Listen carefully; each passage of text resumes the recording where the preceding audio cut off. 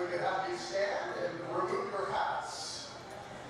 Just before the singing of the national anthem by Evans Palmer. Crap. Can you get him? Get the guy doing the anthem? It's the guy right there in front in the white. This last week at the age of 27. John was an avid Valley Husker and Chilliwack Chiefs fan who seldom missed a game. His outgoing and personable nature, along with his positive attitude, made John a favorite around the field or ring. John and his father Brian watched their final Husker game together last weekend in Langley. Rest in peace, John. Oh, Canada, our home and native land, true patriot love, in all thy sons command, with glowing hearts we see thee rise, the true north, strong and free, from far and wide. Oh, Canada, we stand on guard for thee. God, keep our land glorious and free. Oh, Canada, we stand on guard for thee. Oh, Canada, we stand on guard for thee. Well, welcome to Exhibition Stadium here in Chilliwack. 33 degrees with a light breeze blowing as today the Valley Huskers at 0-4 take on the 3-1 Westshore Rebels. Out of Victoria, the Rebels with an impressive triple-headed monster at running back, Steve. Absolutely. We have, and my notes just dropped away. Jamel Lyles. Jamel Lyles, and I have the notes here. And number one, actually, in all-purpose yards, already over 1,000, Warren, 1,029 all-purpose yards already so far this season. So the Huskers will have their work cut out for them trying to contain Mr. Lyles. Look at Trey Campbell, also out of Oshawa, who's been outstanding. On any other year, he would be the featured back. But when you've got a guy that's the best running back, perhaps since Andrew Harris, well, you kind of take second billing, unfortunately. And, of course, the quarterback, Scott Borden, the former St. Mary's Husky. If he does get the start, boy, he's impressive both with his arm and with his feet. Watching him warm up, very impressive athlete. Again, we were talking, Warren, before the game about he looks almost more like a running back than a quarterback. Built very much kind of, won't call it stocky, but more of that squatter athletic build. Very strong-looking young man. So we're getting set, and it looks like it will be the Westshore Rebels receiving the opening kick. Huskers looking to build on their last two games where they've had impressive first quarters, Steve. Unfortunately, their last two games, the same result, but there are building blocks for a brighter future. Yeah, looking stronger. Again, they tend to hold themselves in for the first quarter. 2 games ago, a little brighter. Last game coming out of the quarter, I think, with a 2-0 lead. That, unfortunately, the wheels fell off a little bit in the second quarter there. But, again, from defensively a little stronger, and I think they're putting a few more points on the board on average this year so far. So it's headed in the right direction overall. Huskers will be without the services of 2 key defenders in Connor Smith and Brendan Coles, but defense has really been the bread and butter, at least until the fourth quarter of most games. As we get set for the opening kickoff, I'll be pulling double duty. You may hear me sneak through as the in-house announcer. Also, Steve Muller will be taking over in spots as we do that, as we get set for the Westshore Rebels. Kudos, receive the kick. Kudos Warren taking on the at the last minute, being asked to take on that extra duty. Challenging enough to do these games. So.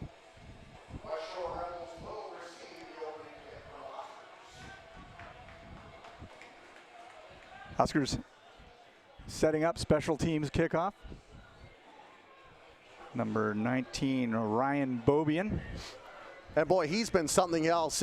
Kicking, punting, receiving, running. In fact, last weekend he did it all in a very impressive loss to Langley. A game where the rebound was 41-16. The loss, but 2 of those touchdowns came basically in the last minute for Langley. So it's 26-16 with about 5 minutes to go in Langley.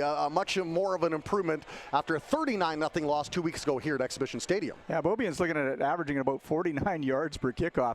And unfortunately, the after the return, it's dropped down to about 24 yards on the average net. But again, good strong legs, so they can get down there quickly. They can try and contain these. And if you're just Westshore tuning in players. for the first time, Steve, some of the impressive rookies to watch for. Number 3, Chris Telasco. 44, Mason Palak. Josh Weiss. Mike West has been absolutely unreal. One of the top receivers in the BCFC. Opening kickoff and a short one. Nice coverage there. Picked up and dropped down was Trey Campbell, the star running back. Alex Zamora down there very quickly. Good coverage. The Huskers looking like they were trying to catch the Rebels off guard, and or it looked like a plan play on a little bit of a pooched kick by Bobian. Good coverage as Zamora got down there very quickly. So it looks like it will be Scott Borden who gets the nod. He has slightly better numbers than Ashton McKinnon, the second-year man for the Westshore Rebels. J.C. Boyce, the coaching company, is Borden in the gun. Talked about the triple-headed monster.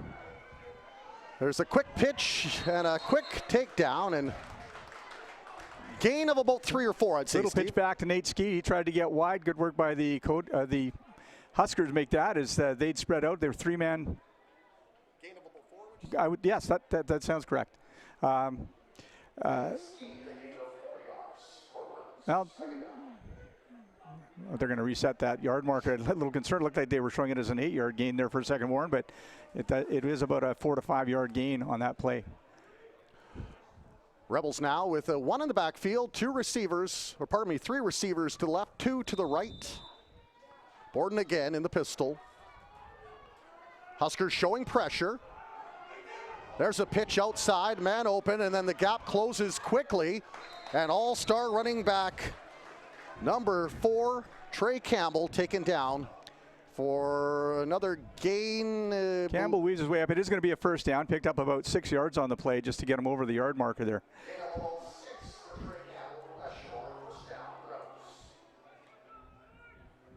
Huskers in a good defense set up for those wide pitches. Just unable to get Mr. Excellent pressure by the Huskers last time. They'll try run again right there. He's dropped down on a nice combo play by Palak and number 292, Travis Dietrich.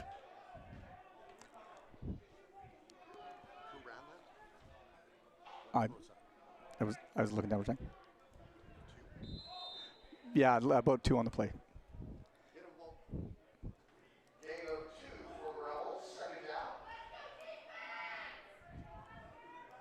Huskers still in the 3-man down defense on the front line.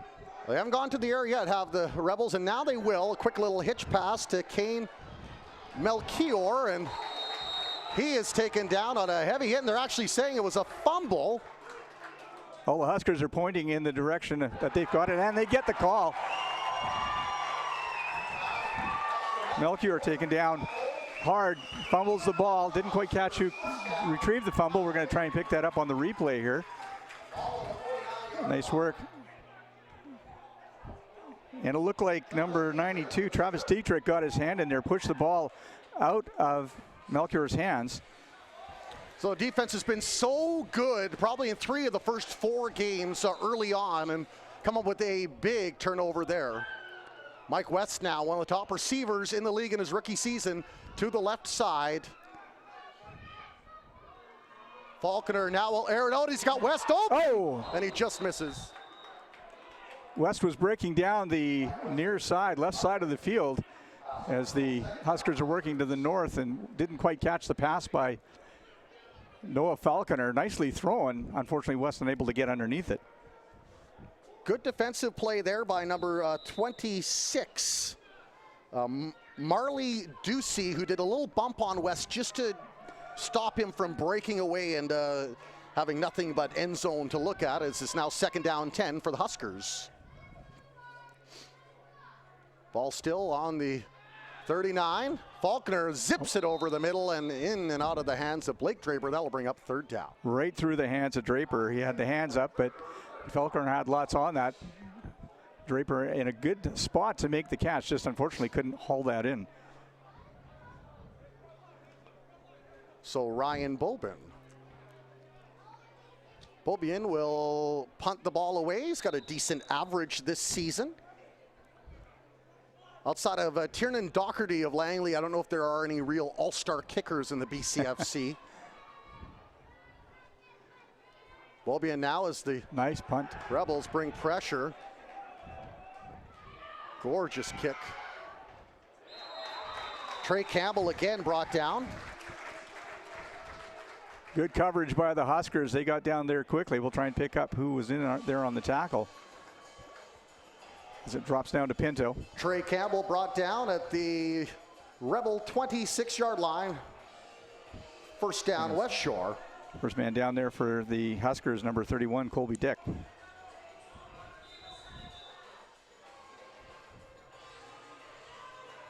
So we haven't seen a lot of Lyles so far in the football game. It's been Trey Campbell that's been the go-to guy so far. Borden now with motion. There's the give. And there's Lyles That's now. Lyles. Starting his way up for a gain of... Looks like it'll be about 5, Warren, from here. 5 yards, so a little under his average of 8. Working his way off tackle. Good work by the Huskers to get up there and limit his gain on the play.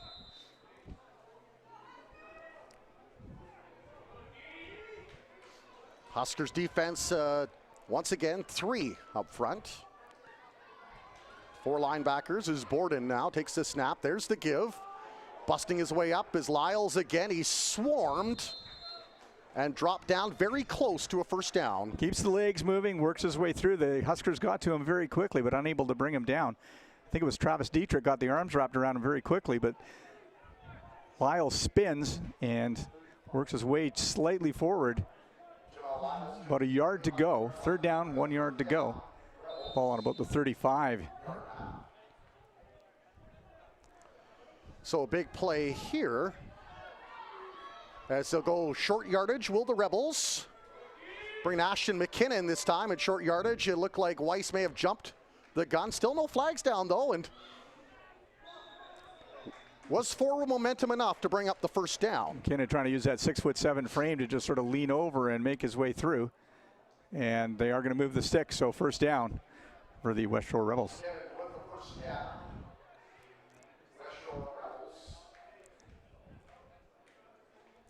Number 13, Ashton McKinnon brought in to just force that ball forward.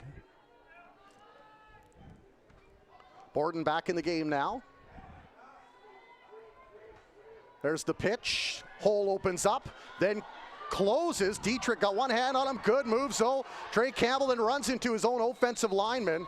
Then a flag is thrown at the last minute as the ball moves up to the 45-yard line. Trey Campbell bobbing and weaving his way through the Huskers defense, and if he hadn't run into his own tackle there, he might have been able to break that. Very slippery guy to try and bring down. Flag on the play. We'll see if we can.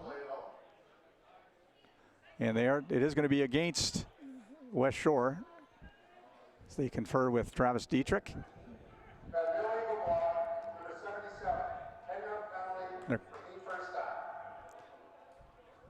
So the illegal block and a nice break for the Huskers defense, who maybe one of the bigger holes they've seen open up, and some terrific running in addition to that by Campbell.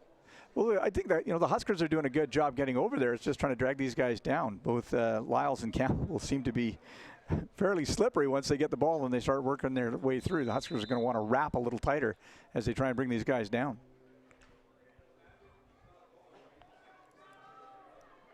Ball on the 27, still first down, Rebels.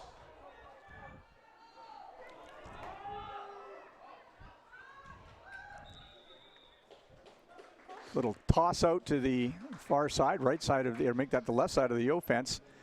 Didn't get much. They might have got back up to the original line of scrimmage on that play.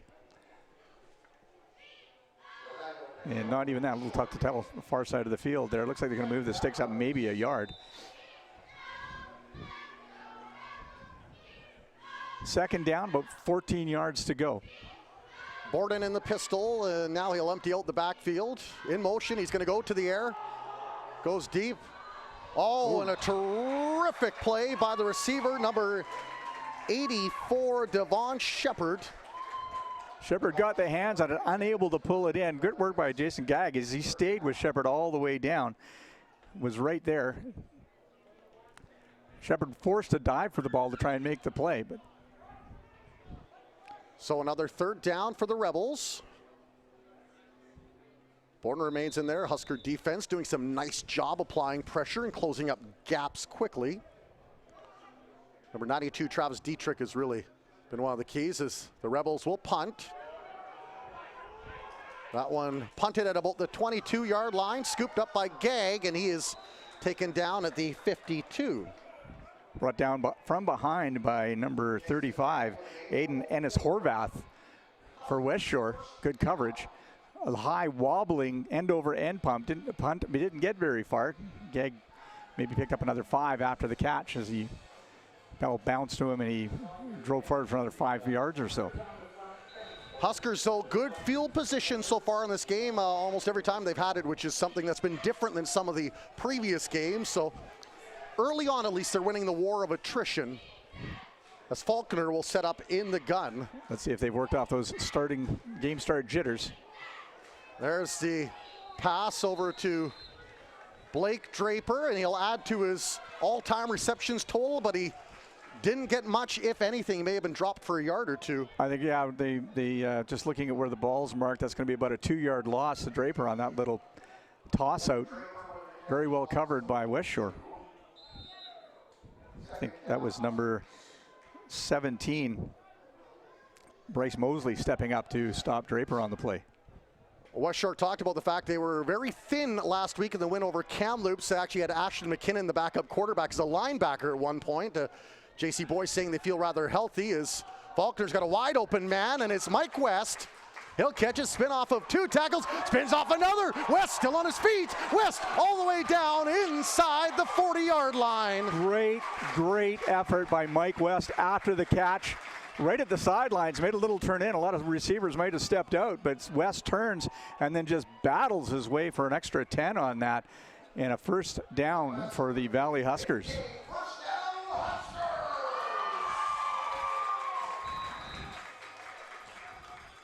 Ball moves up to the Westshore 40, and they jump all over, and we'll see how they're going to call that.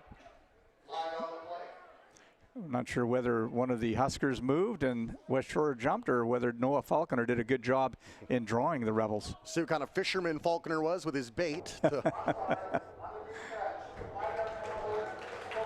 So offside to Westshore, having some penalty troubles early on, and the Huskers will keep the drive alive, still scoreless, 7:39 remaining. Huskers starting from about the 32 of the Westshore Rebels. Faulkner once again in the gun. There's the give, and a little hole opens up, and Ryan Beaubien, who does it all, charges ahead for a nice gain. Nice work by Ryan Beaubien. Just again, a nice draw by Faulkner, who kind of brought the ball up like he was going to pass and just dropped it into Beaubien's hands. Beaubien, nice little gap there created by the offensive line. Good work by the big lads up front to open up the hole and allow Ryan Beaubien to drive forward for the first down.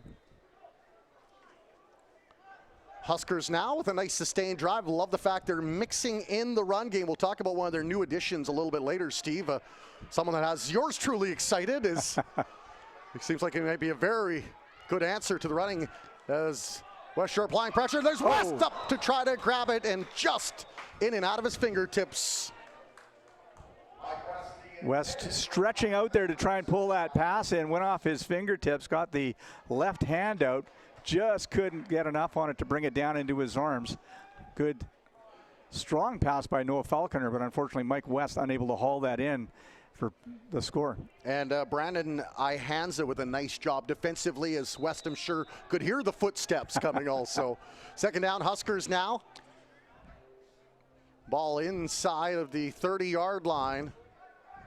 8 yards from the red zone. Faulkner once again spots an open man. He's got him. It's West this time with his second reception of the game. That'll move the sticks up to about the 19.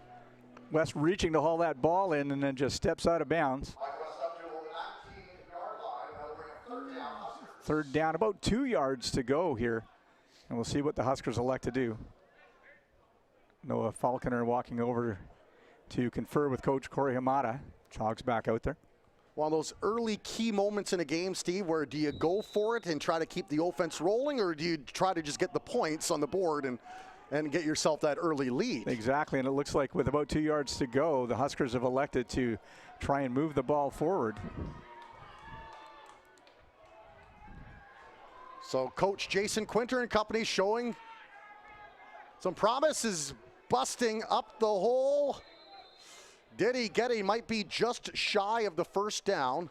Did a good job. I think it's full forward motion. Should have taken him where he needed to go. We'll see. It's going to depend on this spot here. We'll watch the replay here in just a moment. There's a hand up to Beaubien again, and Brian Beaubien just shy of the first down. It'll bring up first down for the Westshore Rebels. Oh, so close for Beaubien, but unable to get the yards that he needed to create the first down for the Huskers.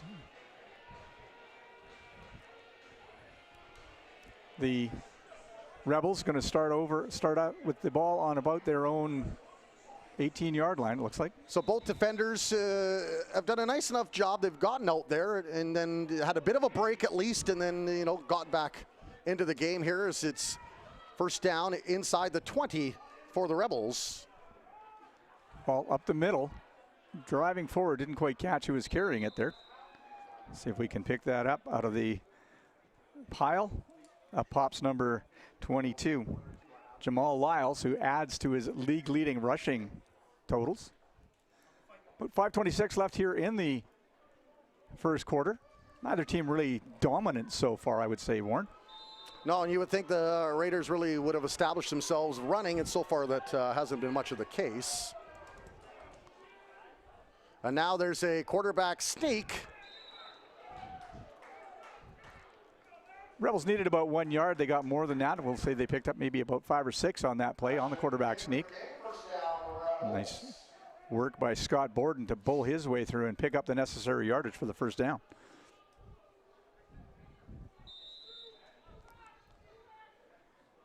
Huskers back with a 3-man front. Sorry, Warren. Skay McKinnon now into the game here with 4:42 left. There's a give, and Campbell, not much, maybe a gain of about 3. I'm just trying to catch who it was that popped up there. I think it was number 34, Brandon Atkinson, that managed to make the shoestring tackle and limit the gain to about 2 yards. So the Westshore Rebels coming in with that vaunted running attack so far. The Huskers have done a pretty fine job of minimizing their attack. Clock ticking down, approaching 4 minutes, still scoreless here on a sunny Saturday afternoon, week 5 in the BCFC. Warren Andrews and Steve Muller, great to have you with you on Husker football here on VBN Sports. To go wide, and Cotton going to probably get a few extra yards, as you would think.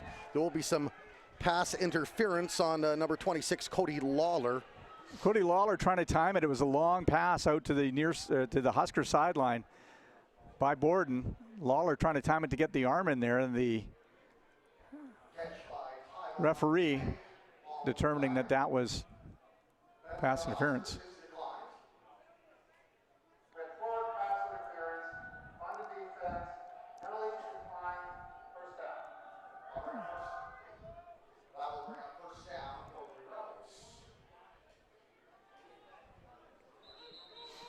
One of those unfortunate plays, Steve, where the defenders could see it. That interception was within their grasp. It just couldn't get around to give the receiver, Blake, credit for doing a good job of shielding the defender away and making the catch. Bring a first down for the Rebels as they continue their drive here. Oh, nice. Lyles now with a straight arm, another one, and then he is brought down around the 54, 55, 53-yard line, depending where they mark him, and it looks like it'll be Nice work by Landon Rayburn, who had stepped up on the blitz and just about ran right into Lyles as he was starting his run. Lyles managed to take a little step to the side and get around him, but the run was minimized to about 5 yards. Rebels now second down. Huskers. 3 minutes and change remaining here. Is the screen pass out to Campbell, eludes one tackle, eludes a second, and then he is brought down shy of the first down. About a yard short, it looks like, Warren. And again, Trey Campbell, he just keeps the legs moving, as there was a ton of Huskers around and all had arms on him, but he just kept the legs moving and was able to bull his way up to get within about a yard of the first down.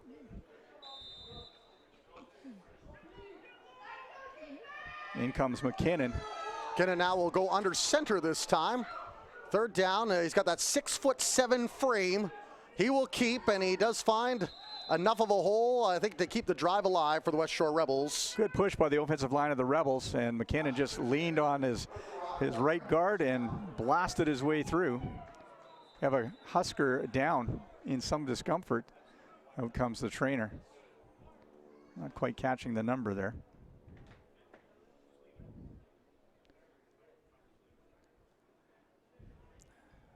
Trainer comes out.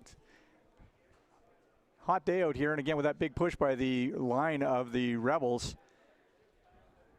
Looked like somebody got caught up in there.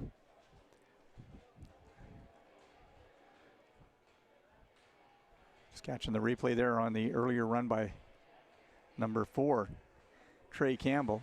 And that's number 61, Jesse Smith of the Huskers, getting up slowly. One of those defenders returning with lots of promise for the Huskers.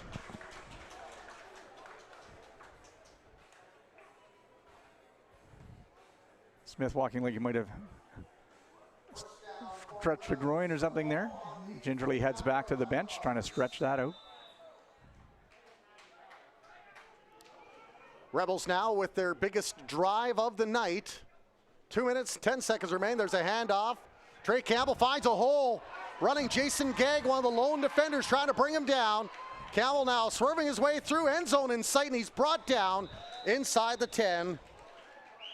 Good work by number 92, Travis Dietrich of the Huskers, to get back as Lyles worked his way wide, was bobbing and weaving, working his way towards the end zone. Dietrich came from way over on his left side defensive end position to come back and help out. Jason Gegg just doing his best to try and stay in front of Lyles as he worked his way down, slowed things up, and that allowed the rest of the defense to catch up.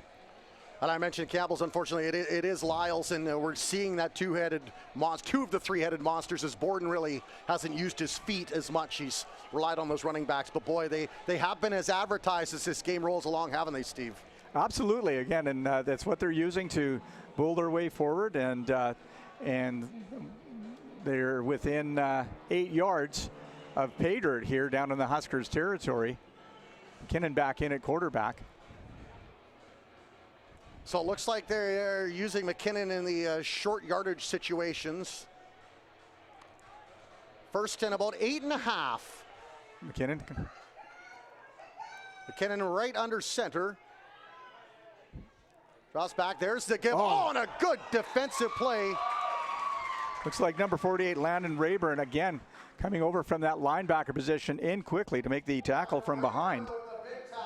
One of the Huskers, make that one of the Rebels down now. It looks like it's Trey Campbell in some discomfort, which is something I'm sure the Rebels did not want to see.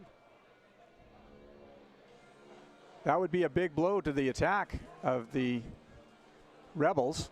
And they're kind of eating our sight line. I don't know if you can see that on the camera, but there's the Chilliwack Air Show going on at the same time, so fans really treat it as they're seeing a great football game, and then the backdrop is some of those old warplanes doing some stunts. Hopefully Noah Falconer's watching that and wanting to copy that air show for the Huskers for the rest of the game. So takedown. So the Westshore Rebels come in after a big win over the Kamloops Broncos in Kamloops last week. yes, that was a big win. The score against the Broncos, it was 45-32. That was in Kamloops. The Huskers last week losing to the Langley Rams in Langley by a score of 41-16 for the Rams. And player works his way off, being assisted. Seems to be in some serious discomfort. And that is number 4, Trey Campbell, being helped off and not putting any pressure at all, Warren, on his, looks like it's his left leg.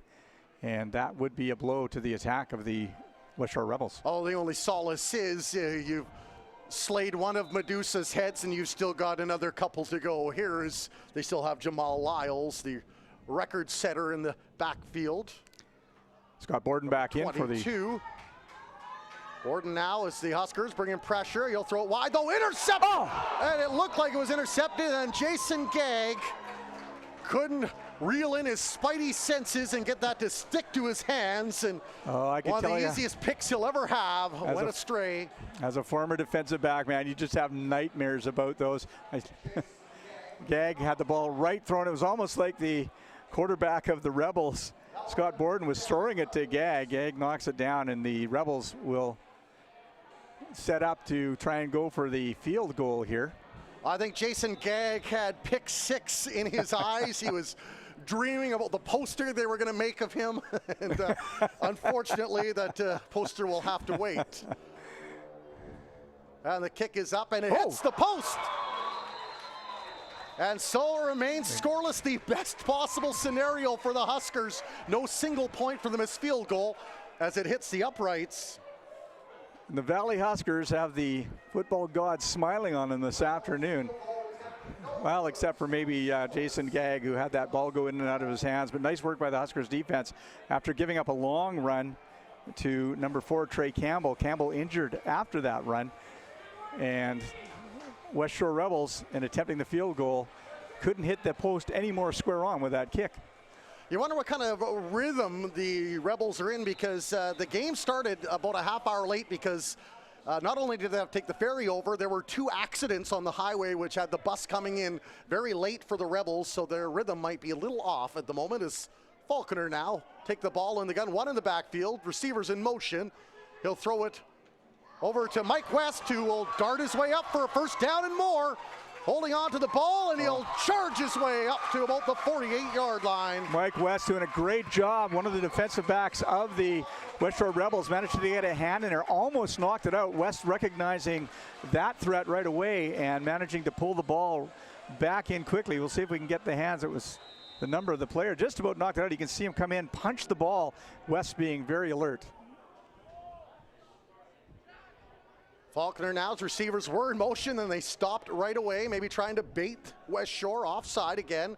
Falconer now will take the snap and he'll look same side again. And he's got West open again, and West now pushes off 1 defender, holding on to the ball, driving his way up for a second Husker first down. Number 4, Mike West, just doing yeoman's work here for the Huskers. Nice catch again on the outside. The move very similar to the one he made earlier in this quarter, where he took the step back in and drove his way forward. And he's going to take the Huskers down. There's a flag on the play, and we'll see what that call is going to be. Flag on the play. Mike West doing great work there for the Huskers. Noah Falconer over to the Husker sideline to get some direction from Coach Corey. And they are going to move that gain back. Looks like 10 yards from where Mike West was brought down.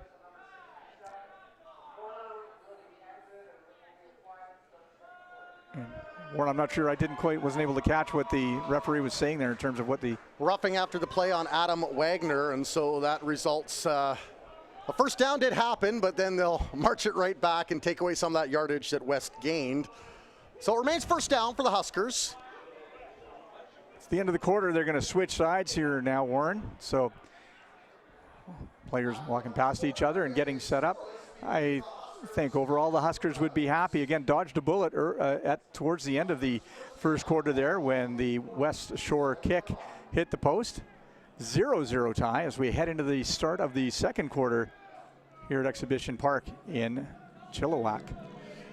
It's really been a good game if you're looking from the Huskers' vantage point because they've done a nice job of minimizing what that great running game can do for the Rebels, and they've been able to move the ball through the air, which they love to do, especially into the capable hands of number 4, Mike West. Again, West, I haven't been keeping track of the catches yet, but I think he's up to 4 or 5 catches here already. There's a handoff, and Ryan Beaubien, and then there's a flag after the play. Again, Noah Falconer stepping back, showing pass, dropped the ball down to Beaubien. Beaubien unable to pick up anything on the play. Good work by the Westshore Rebels to swarm him quickly at the line of scrimmage. Flag is down, and that is going to be a call against Westshore. They're going to move that ball forward. And it's going to create a first down for the Huskers as the ball is moved up to the Westshore Rebels 50-yard line. And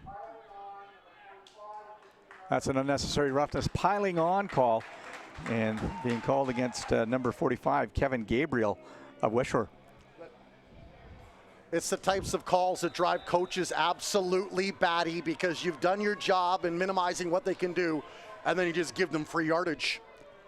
Well, and they had done such a good job of holding Beaubien to nothing really on the gain and give up the first down anyway. Huskers now moved in, and Mike West with the one-handed grab as it was almost an interception, and Noah Faulkner's going to have to buy him a 0.5 after the game. I would think that is given here. I think it was Leon Mechie stepped up, read the play really nicely for what? No, it's number 1, sorry, Brandon Ihanza. Stepped up, the ball popped out of his hands, and Mike West just doing a brilliant job of keeping his eye on the ball and pulling it in quickly. So it's been 2 instances today, one on each side where defenders thought they had the pick. One for each team now. They can send each other cards of condolence at the end of the game. Also a penalty at the end of that play, and that's going to move up 15 yards. I think there might have been a roughing the passer. All the way up to the 24-yard line, Steve, for the Huskers. The ball with the flag that was thrown in the backfield of the Huskers, so I didn't quite catch it, but I'm going to assume based on the 15-yard penalty, it might have been a roughing the passer call. Huskers now threatening inside Rebels territory. There's the pressure, throws it up, man open, in and out of the usually sure hands of Blake Draper. They'll bring up second down, Huskers. Nice work by Noah Falconer to spot Draper there, a little bit high on the throw, and the ball just squeaks through the hands of Draper, and he looks down in disgust as he walks away and works his way back to the Huskers huddle.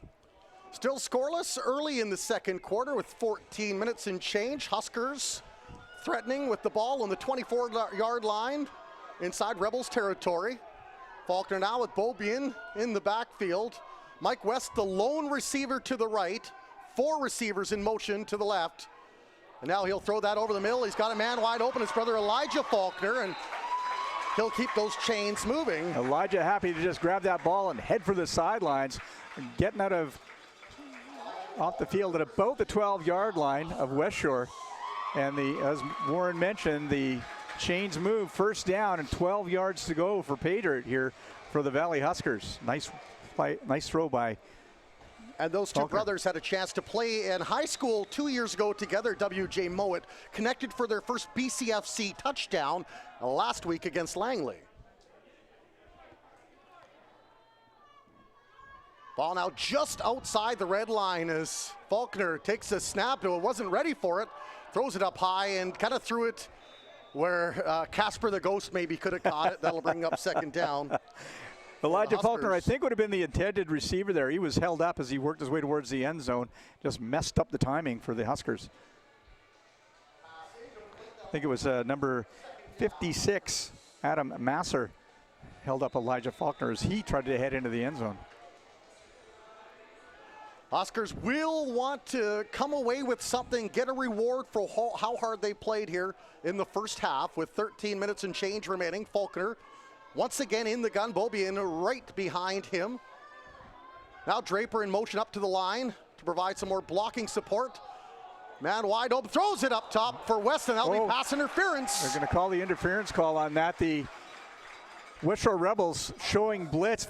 Noah Falconer, lucky to get that ball away as quickly as he did, and that's going to move the ball up A little bit of a conference going on between the officials there. And we'll see where they're going to place this. It looks like there was a pass interference call on Westshore. We'll try and catch the replay there. West, the intended receiver, didn't quite catch who the...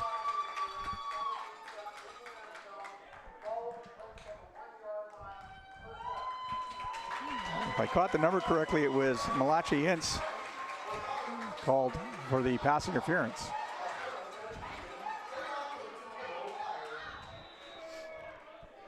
Ball on the 1 yard line here. Huskers threatening now. Faulkner with the give. Beaubien breaking his way through. Yet to signal a touchdown.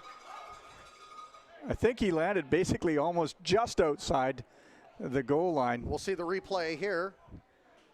You can see the yellow line there, Warren, on the replay, and he's about 1 foot short of the score. 12 minutes, 28 seconds left here in the second quarter. 0-0 tie here at Exhibition Park. This is where, you know, the Huskers would love to have that running game, because basically it's a quick give and into the end zone of your offensive line can open the hole. As Faulkner now will stay under center and he'll charge his way through. And the Huskers, touchdown Huskers!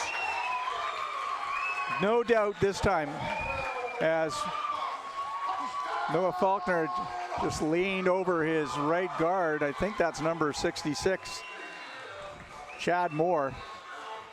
Good work by Moore to just use his side to push the Westshore defense out of the way. And the Huskers take a 6-0 lead here, 12:07 of the second quarter.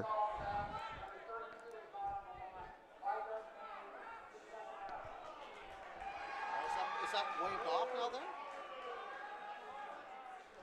then? I was just making a quick note here. Let's see what they're going to do. No, they're keeping the score up there. I think they'll take the yardage off of the, oh no, looks like the play is called back, Warren.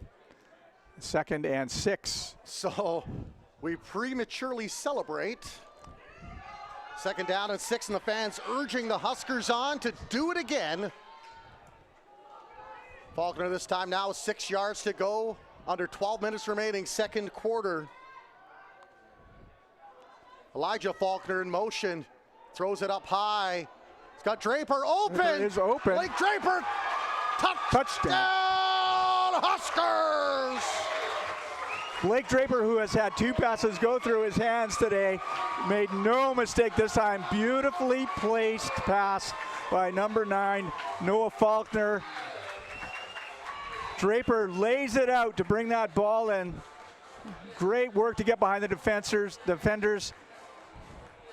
and made sure that the ball did not touch the ground, and the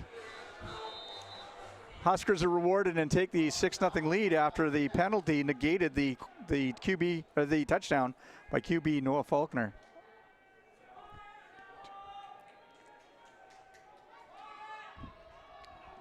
Ooh, little hesitation there on the kick by number 1, Liam Zerflew. Something you can't practice, really. Little hesitation. Thankfully, he kept his cool, collected himself, and managed to punch it through for the early 7-0 Huskers lead.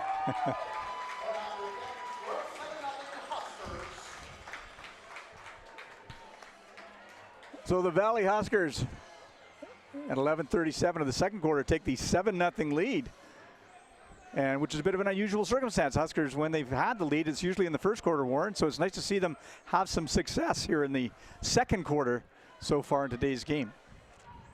And I think what has really impressed me is the way they have minimized what Westshore has been able to do so far, especially on the ground. We knew they'd have a good job matching up against the receivers. It was the ground game where they've struggled so far, and I mean, there still is lots of time, not to jinx them, but so far early on, it's been a great job by the Huskers. The Huskers will kick off here now. And a squibble kick by Beaubien. Scooped up, and it went to number 4, Trey Campbell. Campbell's back in, it looks like. Back in the game and making a mark right away.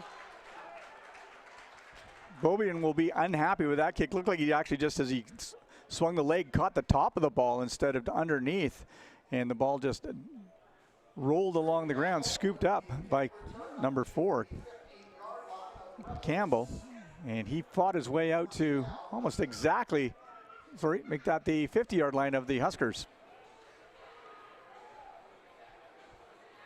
So Westshore will look to answer here, trailing 7-0. Just under 11 and a half remaining on a beautiful Saturday afternoon in August. There's the handoff to Campbell again as they try to get some rust off of him after going off injured early, and he's brought down on the tackle by number 20, Tyler McStravick. He looks no worse for wear after the little pitch there by Scott Borden. Cut up through the line. Picks up about 5 on the play. The Westshore Rebels trying to take advantage of the 3-man front. A little more space there for them to work with, running up the middle. Borden remains in the gun, 1 in the backfield. 3 receivers to the left, 2 to the right in motion. There's the give. And Lyles, the big man, will move it ahead, and it looks like he'll be just shy of the first down. It's Lyles now that is in some discomfort as he gets up, holding his knee. They're going to call it. 3rd down, maybe a yard to go, Warren.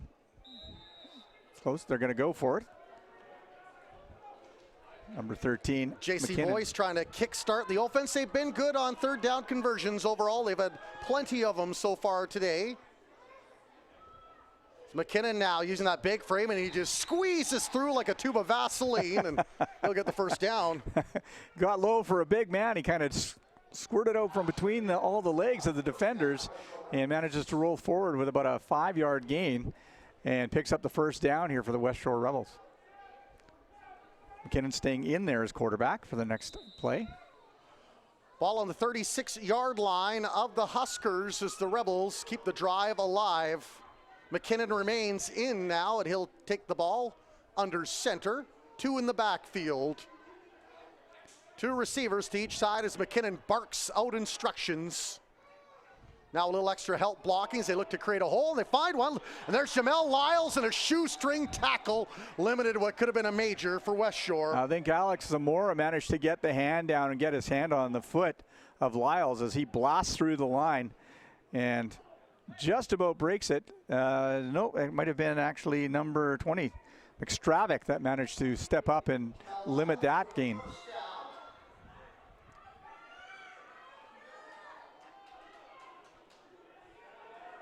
Trey Campbell then absolutely wrapped up like a Christmas present.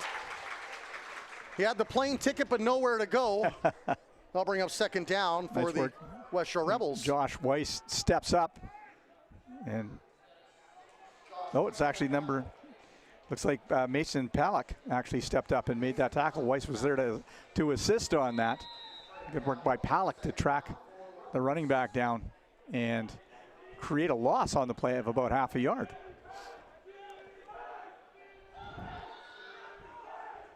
A loss of about a half a yard. Rebels now 2nd down. McKinnon will head back to the gun. He's got Campbell stepping up. He's got a man on the screen, finds him. Number 12 eluding 1 tackle before he is finally dropped down. That would be their number 1 receiver, Kane Melchior.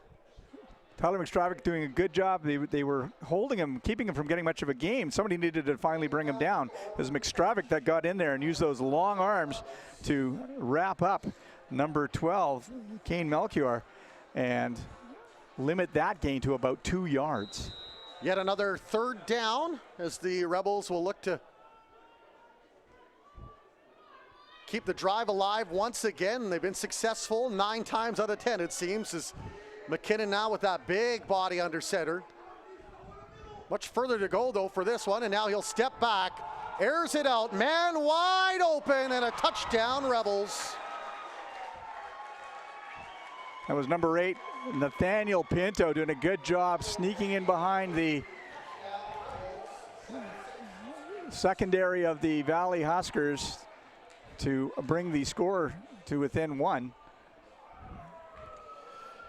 Yeah, and Pinto just did a great job of eluding the defensive coverage and managed to sneak in behind there, find that seam, and just had to wait for the ball to be delivered to him, and it was delivered with some force.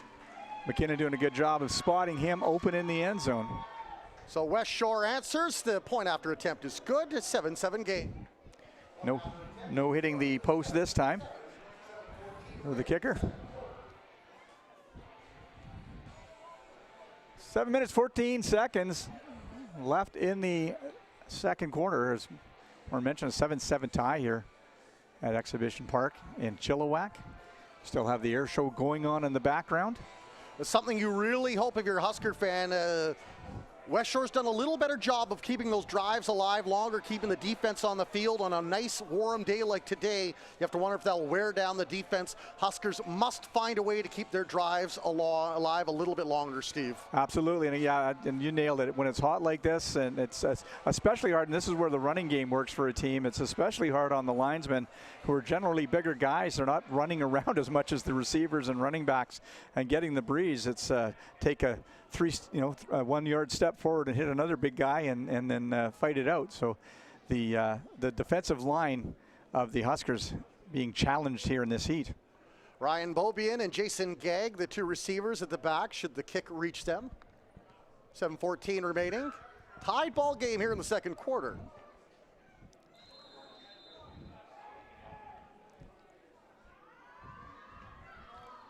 And a booming kick will find Beaubien as he looks to find some blocks and gets a seam. Beaubien now all the way up inside the 40-yard line. Nice work by Ryan Beaubien to fight his way up to his own 41-yard line. Did find the seam. So good work by the kick return team of the Valley Huskers as they'll take over at their own 41 and look to add to their 7-point tally so far in this second period. And Huskers quarter. Got a little lucky, Steve, because there was a little slip by the Rebels defender on special teams who was in there and looked like he was going to make the tackle. Lost his footing, allowed Beaubien to hit that hole. Inside 7 minutes now, Falconer in a tied ball game, second quarter in the gun. Beaubien now will clear out from the backfield to the air. He'll throw that up. Mike West has had to basically play defender with two Rebels surrounding him. Yeah, he had number 1, Ihanza, and I think trying to pick up the number on the other player there. It might be 40. Jalen Goodson all over him. Bit of a lame duck throw for. Just trying to pick up the penalty here for Falconer. So it's a penalty on the Rebels, who do themselves in, roughing on Falconer, a little bit of a late hit, and so that will keep the drive alive. Hey, if you can't do it on the ground, you might as well do it through the flags, right? Exactly. Well, and that's a couple of times now where there's been an excellent defensive play by the Rebels, and only to have the that effort taken away, and the Huskers rewarded with the penalties. First down, Huskers, so ball 54-yard line of the Rebels. Faulkner remains in the gun as the Rebels bench urging on instructions, and they'll bring the heat. He'll launch that deep. Keenan Godden, the intended target. That one, though, intercepted. Number 1, Brandon Ihanza got in front of it. He was down there covering Mike West earlier. And again, going maybe to the well a little too often with the same type of play. Ihanza read it perfectly, got in front of that. Lost his footing immediately after making the catch. The play was blown dead. That pass was intended for number 2, Keenan Godden. First time we've seen Falconer that I can remember go to Godden this afternoon. But it was Ihanza that made the great play and is rewarded with the interception. So the Westshore Rebels will start from their own 25-yard line. And number 5, Scott Borden, back in at quarterback. Under 6.5 remaining here in the first half. Tied ball game, beautiful day. There's the give. Hole opens up. And Campbell taken down by Mike West, doing on both sides of the ball. Mike West, definitely the MVP so far this afternoon for the Valley Huskers. Doing it, as Warren mentioned, on both sides of the ball. Made a great tackle on number 22, Jamal Lyles. And you can see even just halfway into the second quarter here, why Lyles is being compared to players like Andrew Harris. There's a give to Lyles again, and he is brought down. Might be enough for a first down this time, though. Lyles only needed to pick up about 3.5 yards there. Looks like he is going to. Definitely there's the first down. Sticks are moved forward. 7-7 tie here. 5:31 left in the second quarter. And the Rebels have been as advertised. They've ran the ball probably 8 out of 10 times and mixed up with a few passes here and there, but they have really gone to the ground, as the Huskers have done what they always do, and they like to soar with the Falcons, as in Falconer, and have thrown it up a lot. Borden now steps up. He'll go to the air. Man wide open. Oh. In and out of the fingertips of number 12, Kane Melchior. Kane Melchior. And the Huskers a little bit lucky there that Melchior was not able to pull that in, as he had a step on the defensive back out there on the corner. He had the jump on number 26, Cody Lawler. Some good speed there by Melchior, but he just not rewarded for the efforts. As the cries to cheer come from the Rebels cheerleading team, the only team to have traveling cheerleaders with them. And the give to Borden, not good. There's a pass intended for Trey Campbell, in and out of his hands. One of those botch plays that'll bring up third down for Westshore. Campbell had both McStravick and number 21, Brent Boyce, chasing him down, and I think he might have heard some footsteps coming up there. The ball was in and out of his hands very quickly, and nice work by the Huskers defense to hold the Westshore Rebels to 0 gain on that series. The play was cursed, I think, from the beginning. The exchange very poor between the center and Borden, and then when it finally was able to get into the hands of Campbell, he was already hearing those footsteps, as you talked about. It's now they will punt, and it's actually Ashton McKinnon who, like Ryan Bobian, does it all for the Westshore Rebels. Mr. Utility. They'll bring up first down for the Huskers, and the ball will be placed, seeing where they spot it, looks like it'll be on the 40-yard line. First down for the Huskers, ball on their 39-yard line. Huskers take over at their own 39 as they head out. 4 minutes, 40 seconds left in the second quarter, and Noah Faulkner will look to redeem himself after the interception on the last series. Faulkner's had a good day through the air so far. Want to get a little bit more crisp on his passes here as the game continues. Under 4.5 remaining here in the first half. Tied game, and the Huskers are going to get nabbed for an offside, so that pass will go for naught as Draper rips it away from 2 defenders. Draper did a nice job of bringing that ball in with the defender draped all over him. They had one hand over his shoulder and using his strength to pull that ball. Nice snap on the ball by Faulkner. And unfortunately, the effort of Draper will go for naught, as the Huskers were very clearly offside. It was one of the receivers that was mistimed his approach to the line of scrimmage. And we'll move the ball back 5 yards and start over. First down, 15 to go for the Huskers.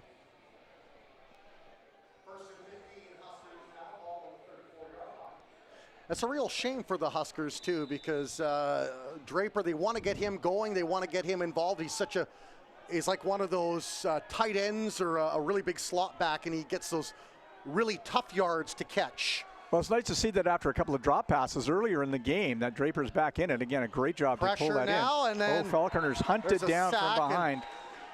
Ball slipped out, but after he was grounded, so first sack of the game for the Westshore Rebels. That was Jeremy Drouin for the Rebels, who caught Noah Faulkner as he was rolling out to his right. Drouin come in with some speed and just wraps Faulkner up, drops him for a loss of about an extra 5 after the 5-yard penalty. So it's going to be second down and about, well, they're calling it 15. I'm going to say it's more like 18 for the Huskers here. So Noah Faulkner experiencing his first real pressure. Offensive line overall in the year, I think they've only allowed 4 sacks now in 5 games. They've done a nice job protecting their second-year pivot. Out of W.J. Mowat in Abbotsford, as Faulkner will set up It's not often you see Falconer actually carry the ball like that. Normally he's a drop back and get the ball away quickly type quarterback. So time count violation. So now the Huskers have taken the 12 gauge and have blown off a toe, has shot themselves in the foot a few times. So some penalties. They'll try to curb that. Well, it will remain. That's going to make it about a 2nd and 25 now. Again, as you mentioned, Warren, that's going to be a tall order to try and get themselves into first down territory again. Falconer barking out instructions. Man over the middle finds his man. It's Keenan Godden now. Loses one tackle. Godden does a nice job to get back to the original line of scrimmage. Unfortunately, that is not going to be enough, and the Huskers will be about 3rd and 10 here with 2 minutes and 53 seconds left in the second quarter. Nice to see Keenan Godden get into the game, though, get a catch. Did not have a catch last week after 2 impressive showings, the first 2 games at home. And he had a good showing against the Vancouver Island Raiders. Almost had a touchdown, eluded 2 defenders on one play, which set up a Mike West touchdown, got it all the way down to about the 6-yard line on that. Well, and a team like the Huskers that rely so heavily on the pass, you've got Mike West, you've got Godden, you've got Elijah Falconer, and of course Blake Draper, all hauling in passes. Heard Coach Quinter talk about in the BCFC preview shows that it's a team with young talent. They've got talent, but they've got to start learning to play together as a team. We'll see if this is a no yards. As Blake Draper touched it, he thought it had brushed one of the Westshore Rebel players that were receiving, but the referees didn't see it as such, so that'll be a no yards call.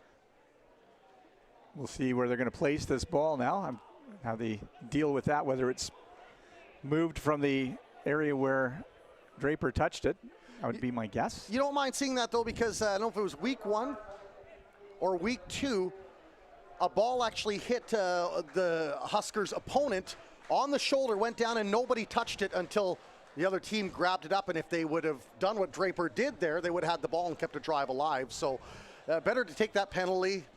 Time is getting later in the first half, and see what you can do defensively now. Westshore just set up just on the other side of the 55, on the Husker side of the 55-yard line. Borden back, puts the ball over to number 4. Campbell with the big run, and he is brought down, but a huge gain. That's about 15 yards or so on the gain, maybe a little bit more on that one. Trey Campbell, who went off in some serious discomfort earlier in the game in the first quarter, seems to be, as we mentioned earlier, no worse for wear here in the second. 2 minutes, 24 seconds remaining here in the first half. 7-7 game, Huskers and Rebels. Rebels with the ball inside the Huskers half as Borden takes the give, and he'll hold on to it. Attempts the quarterback sneak. Great read by number 26, Cody Lawler, will stymie that attempt at a first down. Lawler doing a great job of stepping up, forcing Borden wide. May have picked up a yard or 2 on the play. Looks like even less than a yard as they're marking the yardstick there. Nope, they move it up a little bit, so we'll call it 2. 2nd and 8. Credit the Huskers, though, more times than not, they've done a good job of closing up those gaps, and now Borden zips one over the middle into the outstretched hands of Nathaniel Pinto, who had the touchdown. However, that one will go incomplete. Nathaniel Pinto with the attempt reception, and that will go for not bring up 3rd down for Rebels. Yeah, forgive me if I fumble over my words here and there. Doing double duty for the first time in my life, in-house announcing. You're doing a great job there, Warren. Big thank you to Steve Muller for jumping into the gaps, and of course the VBN crew who did such a magnificent job of making the game look so good even if we don't sound so good. Borden takes the snap, holding pressure now. 2 players pursuing him, and he's brought down on a massive sack. James Sturgeon. James Sturgeon breaking through the line, catches Godden in the back, make that Borden in the backfield for a big loss. That'll bring up first down. Huskers now in a massive defensive play. There have been a couple tonight, Steve. Maybe none bigger now with 2 minutes remaining in the first half. And the Huskers starting off with not bad field position. They're going to be just about their own 53-yard line. That is not a bad place to start with the ball with 2 minutes left to work in here in the second quarter. Huskers defense have done a really good job of giving their offense, so overall in the game, good field position. That's a sign of a growing and maturing defense as Faulkner takes the snap, throws it over. He's got his man. It's Mike West. Eludes one tackle, two tackles, and then he is swarmed. Just like that old 80s movie Warriors come out and play, the gang tackled him. Well, West doing a great job of pulling that ball in a crowd. Makes the little duck, has the defensive back go over him, and then holds on and attracts a lot of attention from the West Side Warriors. Disappears under a sea of red over there on that far sideline. Second down and about 6, it looks like, for the Huskers. Trying to keep this drive alive with 1:52 remaining here in the second quarter. 7-7 game. That was a pickup of about 4 for West on that play. Faulkner now will throw it again. He's got a man open, Blake Draper, and he is a load to take down. And in fact, I count about 6 red and white jerseys piling it on, and that will be enough for a first down. Well, more than enough. Nice work by Draper, who bulls his way up to the 44-yard line of the Westshore Rebels. One of the Rebels players down on one knee, caught up in that big crowd that was trying to bring down Blake Draper. I think that's number 40. Jalen Goodson. Blake Draper always brings beast mode, as they say, every time he catches the ball. He's about 225, 230, about 6'2", and he's got generally very soft hands, which makes him a very tough target to try to take down one-on-one. Well, last 3 passes, he's managed to haul in one of those for the Huskers touchdown on a beautiful diving catch out in the far corner of the end zone. And again, full value. He's a great possession receiver, the kind of guy you want to have when you need to pick up 6-7 yards. You just pop that ball into his hands and let him bull his way for the extra few yards that you need to get the first down. Ball on the 47, and that will be all for naught again. And it was picked off, though, and there's a flag, though. I wonder if they're going to cancel out each other. They may do. We'll see what the second flag is for. Hopefully it was Blake Draper down there. And again, it would have been a... Was it pass interference? And it looks like it may have been pass interference on Draper by number 32 trying to get to the ball. So as you mentioned, Warren, that might those two penalties may cancel each other out. The Huskers were definitely offside. Again, one of the receivers mistiming his approach to the line of scrimmage. And then the subsequent penalty during the play after the interception, I didn't quite catch the number. They're going to call the captains in.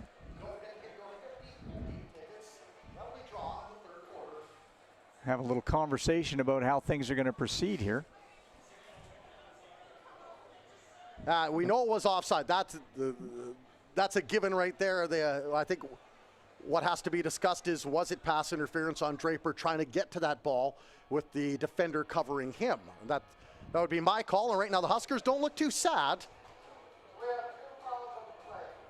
Let's see if we can catch the call from the referee.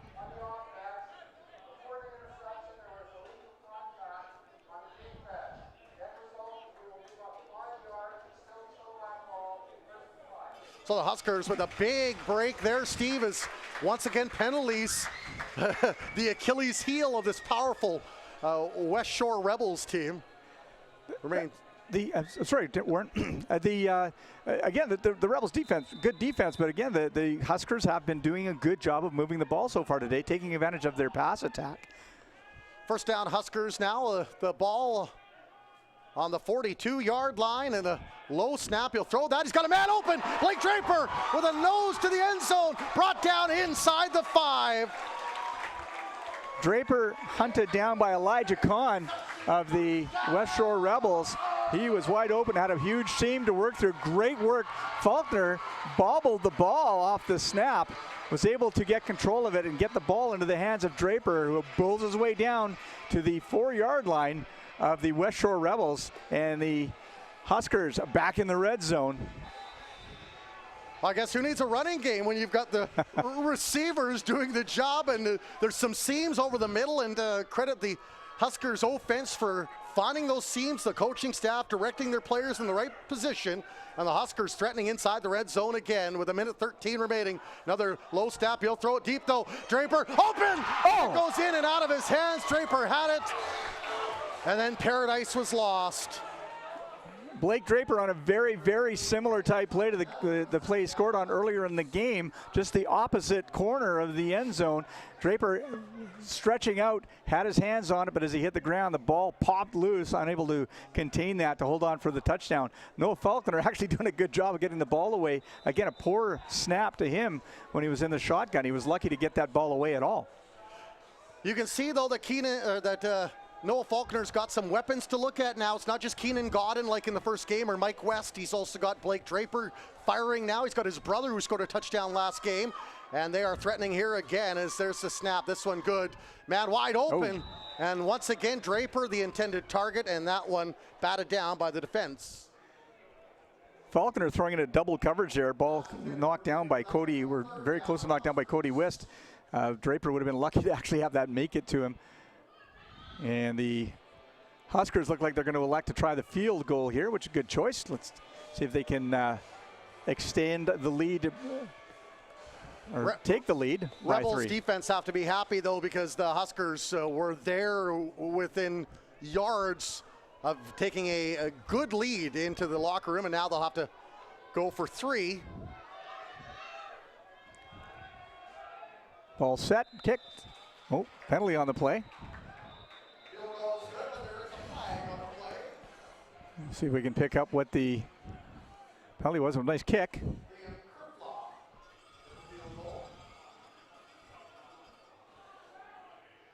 The referee's conferring. Exactly 1 minute left here in the second quarter. 7-7 tie. Well, we're waiting to find out if the Kerflaw field goal is going to count. They're indicating that the penalty is against the Westshore Rebels, and we'll see what it's going to do. And it looks like the Huskers are going to catch another break here on penalties by the Westshore Rebels. So that'll bring up first down, Steve.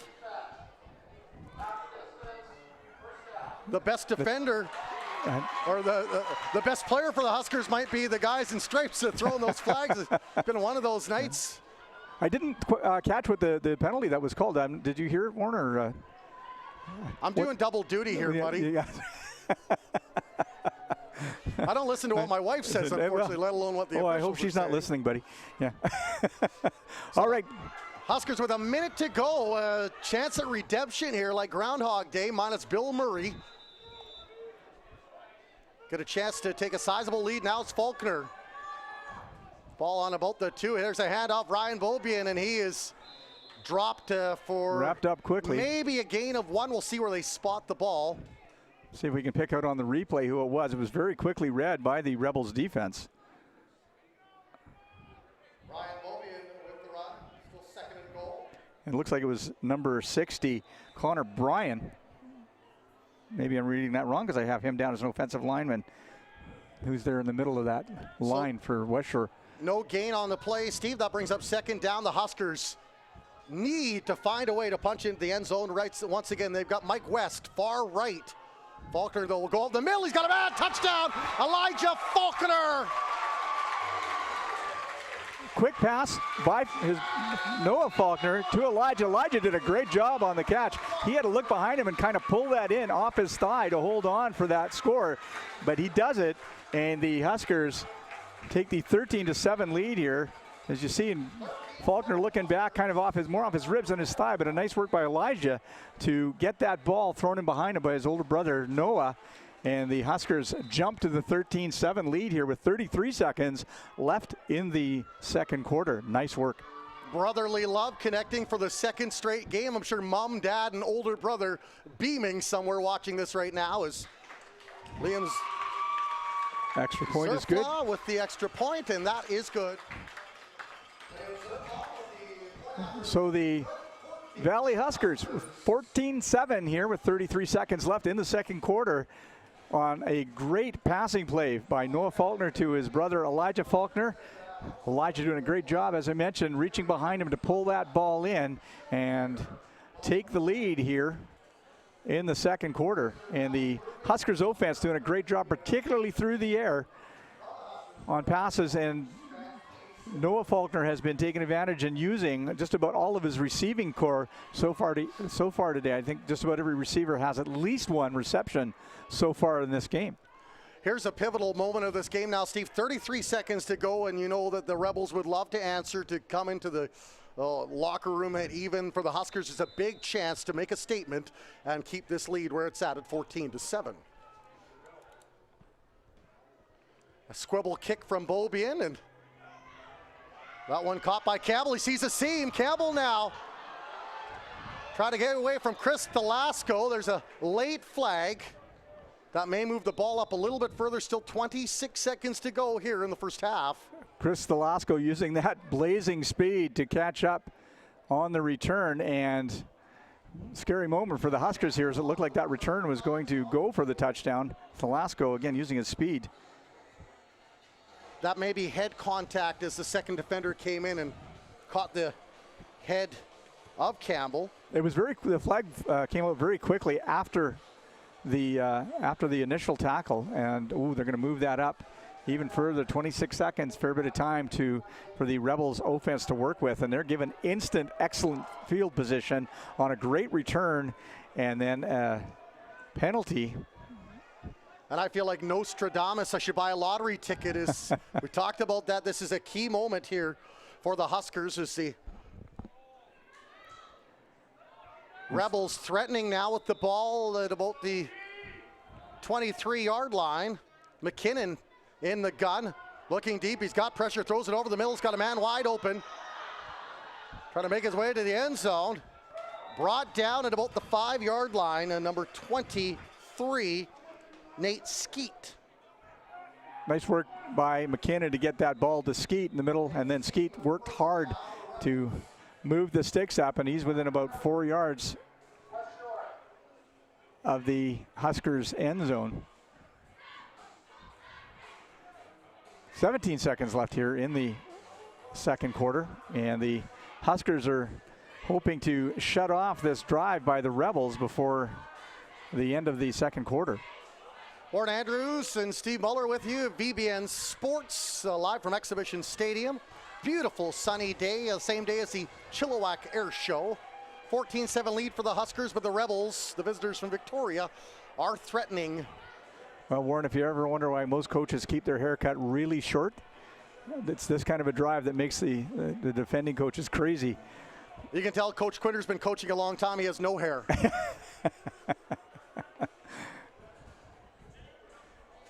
The officials trying to sort things out.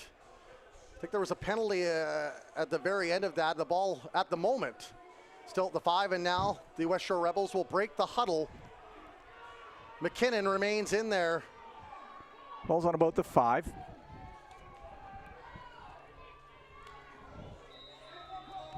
The big quarterback who threw for over 1,800 yards last year for the Rebels goes under center. There's the give, and Campbell eludes one. Campbell to the end zone, touchdown Rebels. Travis Dietrich did a good job of getting the initial contact on him, and that was Jamal Lyles with the Rebels touchdown, 14-13. so Dietrich did a good job getting the initial contact on Lyles, unable to wrap him up, and Lyles bounces off and slides right and into the end zone. So and unfortunately, I've been mixing up Lyles and Campbell. They're so similar in the fact that they're so silky smooth in the backfield. Running styles very similar, and point after attempt to put up, and it is good by Nate Skeet. So after a great series by the Valley Huskers, the touchdown to take the lead, within about 4 plays, the Westshore Rebels have battled right back on a great kick return And then unfortunately a 15-yard penalty, which put the Westshore Rebels in immediate and excellent field position in the Huskers' end. And they've taken advantage of that and tied the game up here with 11 seconds left. 14-14 here at Exhibition Park. Saw a shot just a moment ago of just the beautiful viewpoint you get if you come to Exhibition Stadium.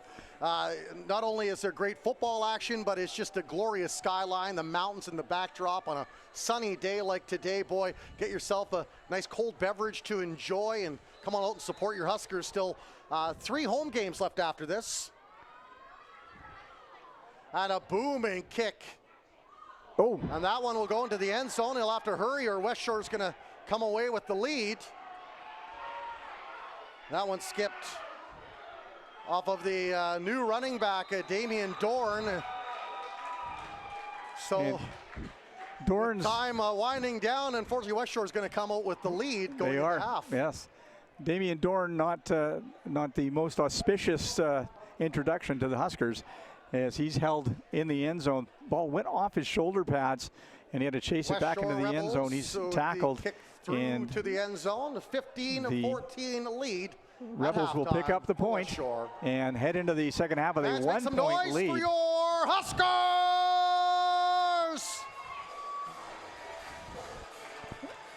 So a disappointing end to the first half for the Valley Huskers. A long return for the Westshore Rebels after the Huskers touchdown. The penalty put them in immediate scoring position. They took advantage of that, and then on the kickoff, the ball bouncing off of the shoulder pads of number 7, Damian Dorn, and the Rebels are able to pin him in the end zone, pick up the point, and that gives them the 1-point lead going into the halftime here. Touchdowns by Blake Draper, I believe his second of the year. Also Elijah Faulkner with his second BCFC touchdown for the Huskers, who find them unfortunately down by 1, but a great ball game here at Exhibition Stadium. We'll be back for the third quarter.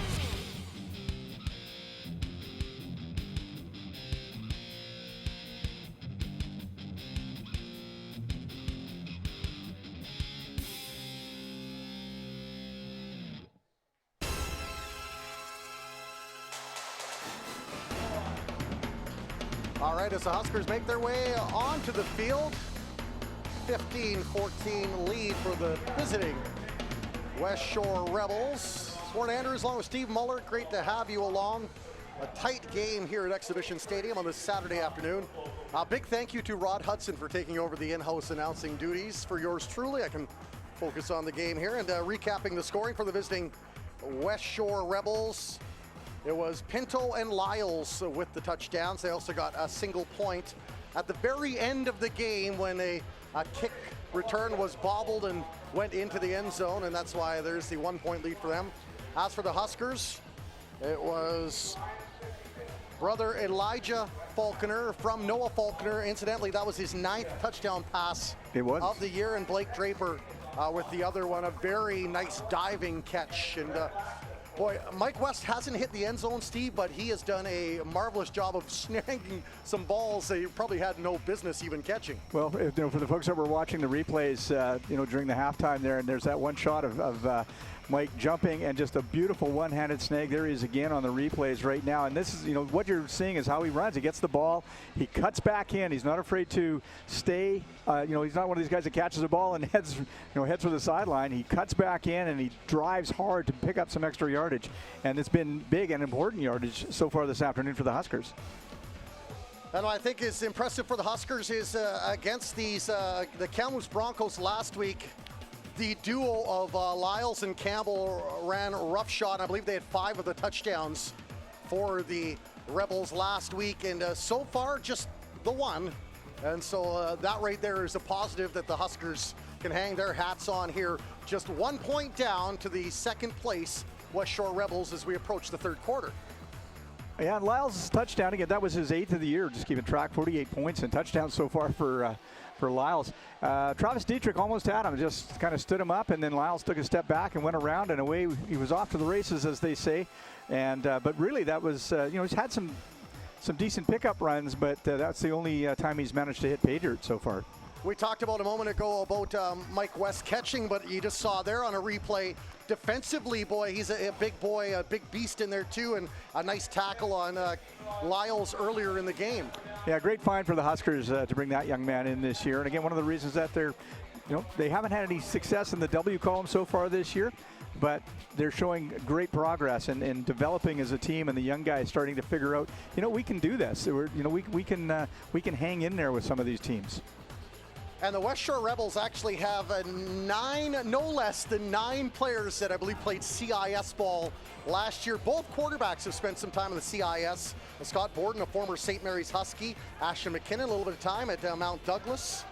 Jamel Lyles was actually the University of Manitoba Rookie of the Year last year. Put up just over 900 all-purpose yards for them, not including the kick returns or punt returns. Yeah, for the folks that have not come out to watch a junior football game, tell your friends this is really entertaining football. These kids are really skillful. It's talented ball. It's exciting ball to watch. So make sure you start bringing your friends out to, Chilliwack folks. Start bringing them out to these Huskers games. Incredibly affordable too. Only $10 a ticket as the Rebels will kick it off. And the ball lies dead for Jason Gegg, who eludes one tackle, and then he is brought down on the second tackle. Ball at about the 22-yard line. Footballs just never do what you think they're going to do. Return. As you can see for a Gag, the ball drops and it just stopped in front of him. I think he thought it was going to take that one more little roll into his hands, and he had to step in there before the attack came. So we'll see how the Huskers come out. It's actually marked at the 21-yard line. Huskers have to feel pretty good coming into the second half here, only behind 1 point. And again, that was, you want to think the kids' books, a series of unfortunate events after they scored their touchdown. So. Little Lemony Snicket's football. As Huskers haven't gone to the ground much. They've had a bit of success with it. Screen pass there, though, and Blake Draper punishes 2 defenders, makes his way up for a gain of about 4 yards. Great work by Blake Draper to use that size. He just put the shoulder down, bowled his way past the defensive back and try and catch. I think that was number 26. Marley Delsey, and a little bit of a breeze up here, so we got our rosters blowing about, and sure the players are enjoying that down on the field. Again, it's about 32, 33 degrees down at field level right now. 2nd down and 5 now for the Huskers. Faulkner in the gun. Westshore will bring some pressure, and actually the defender got a hand on it, and that'll bring up 3rd down. Big Mitt gets up in the air and knocks that pass down.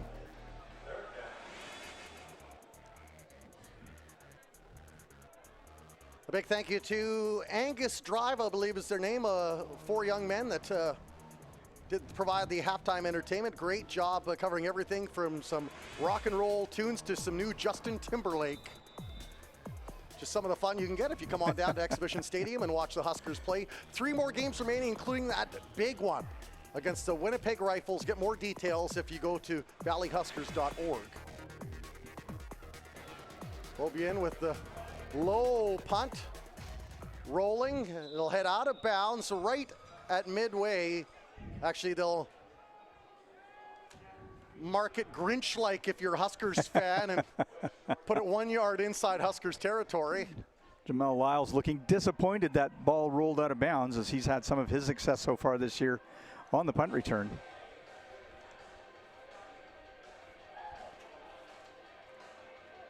So they've gone with 2 quarterbacks today, have they? And it'll be Ashton McKinnon now. Maybe they feel McKinnon can get the ball rolling a little better than his counterpart Borden, who had a magnificent game against Kamloops the week before.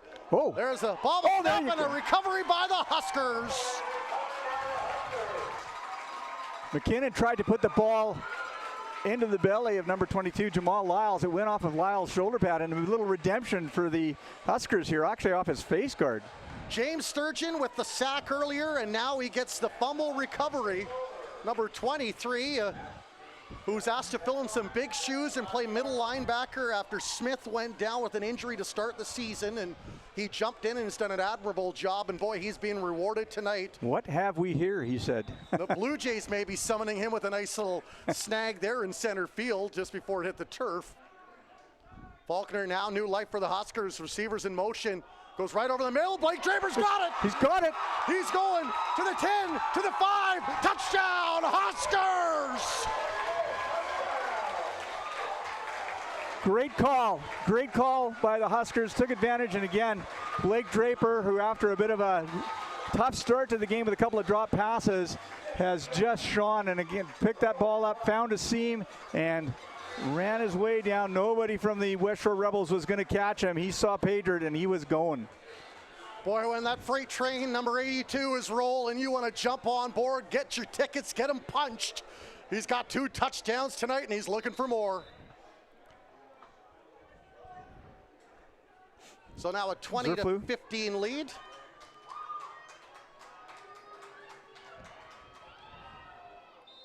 Now give Liam Zerflaw some credit. They have not been the cleanest exchanges between center and the holder.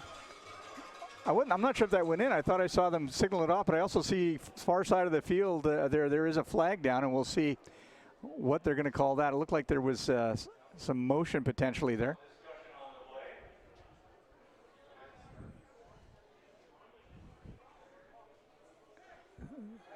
The block for the kickers thrown in.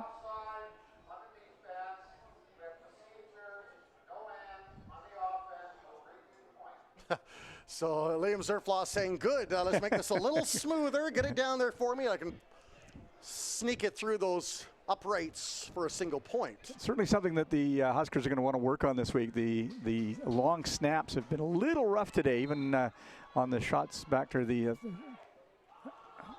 They're going to go for it instead. Throws it over, man open, and it was Draper.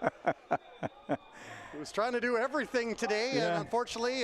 Holder RJ Big took that, jumped up, ran out, tried to catch Draper breaking out to the right.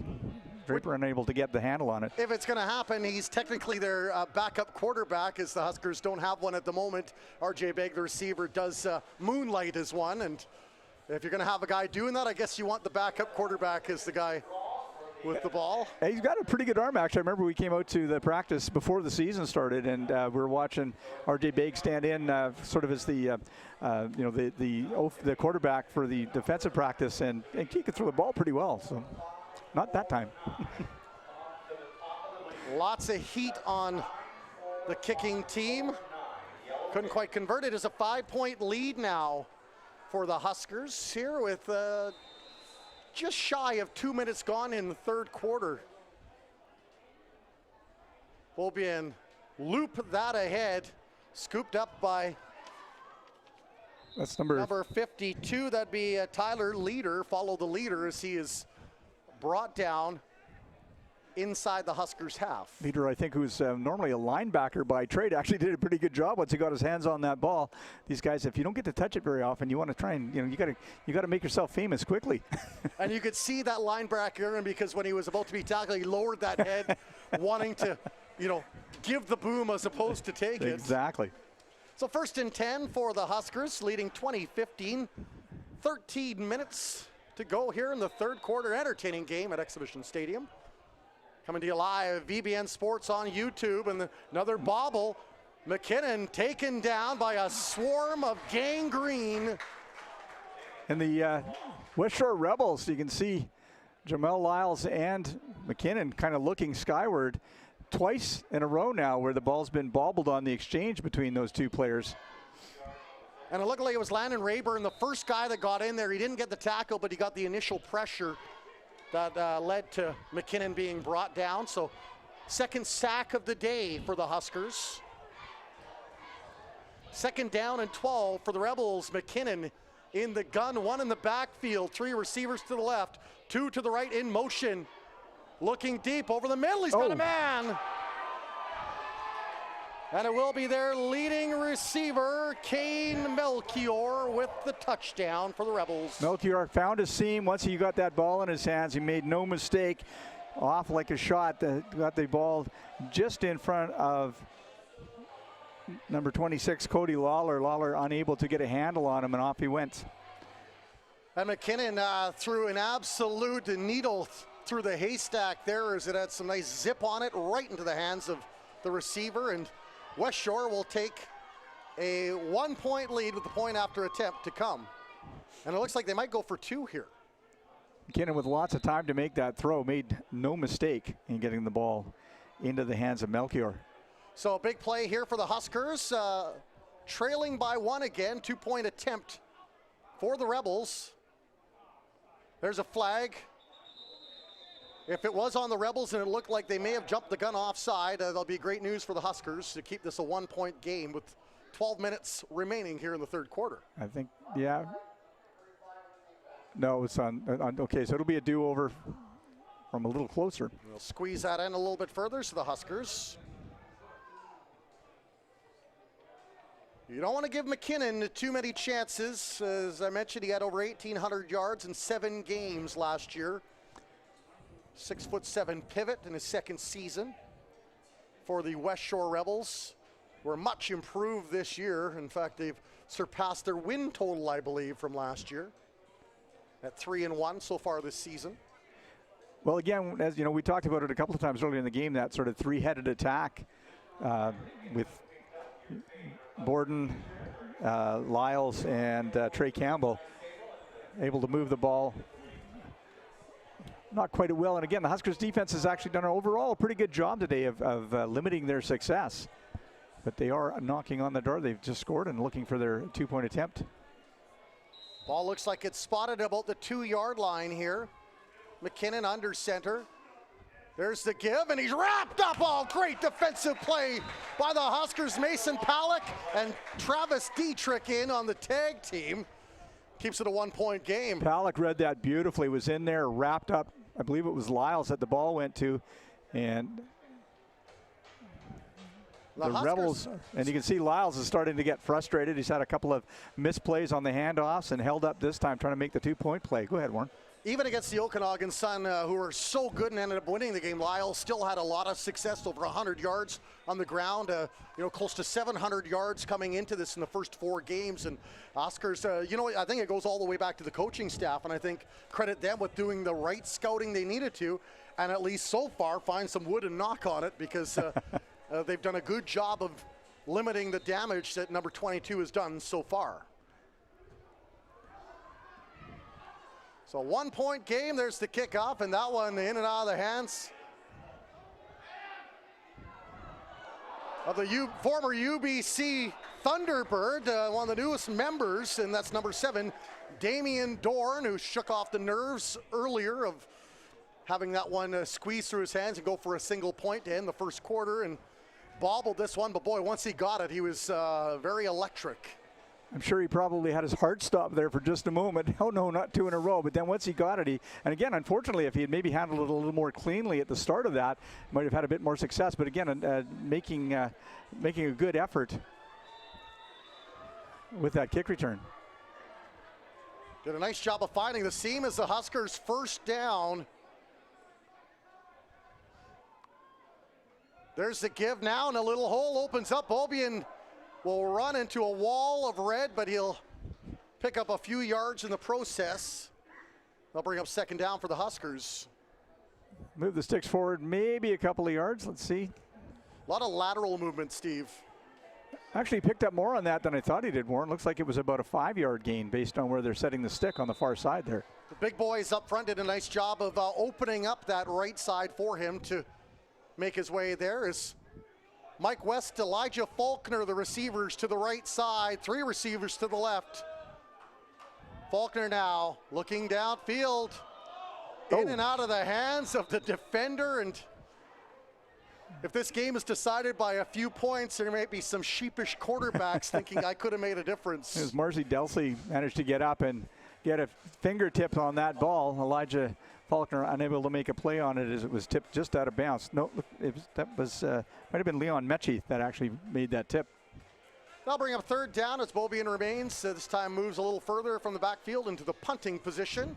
Westshore holding the 1-point lead. Just shy of 4 minutes expired here in the third quarter.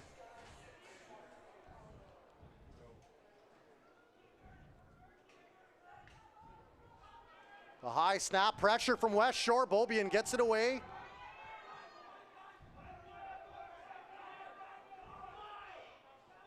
Now they'll throw the no yards flag. And I'm pretty certain I caught as it was handled by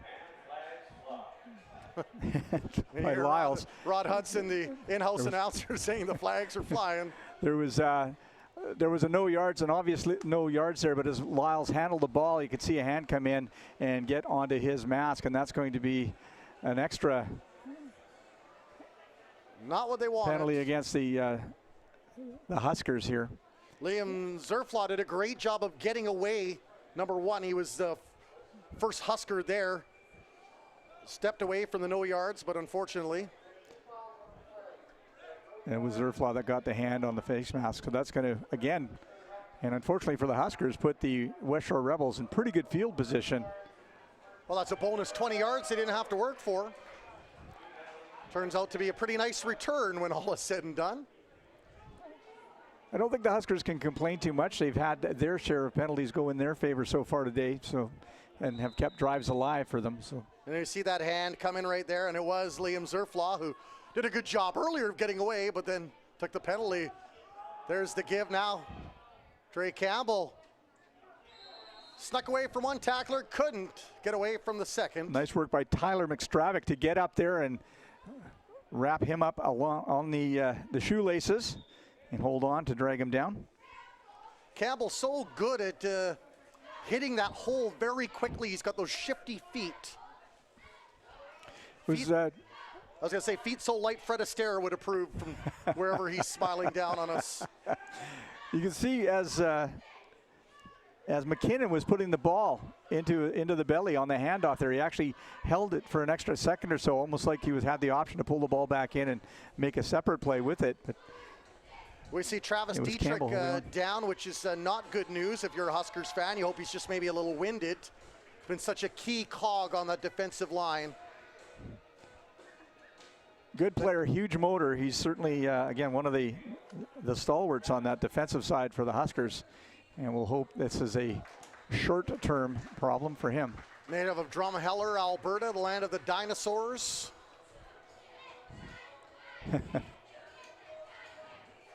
I believe it's his third season now with the Huskers, and he's improved each and every year. So he'll be off for at least one play.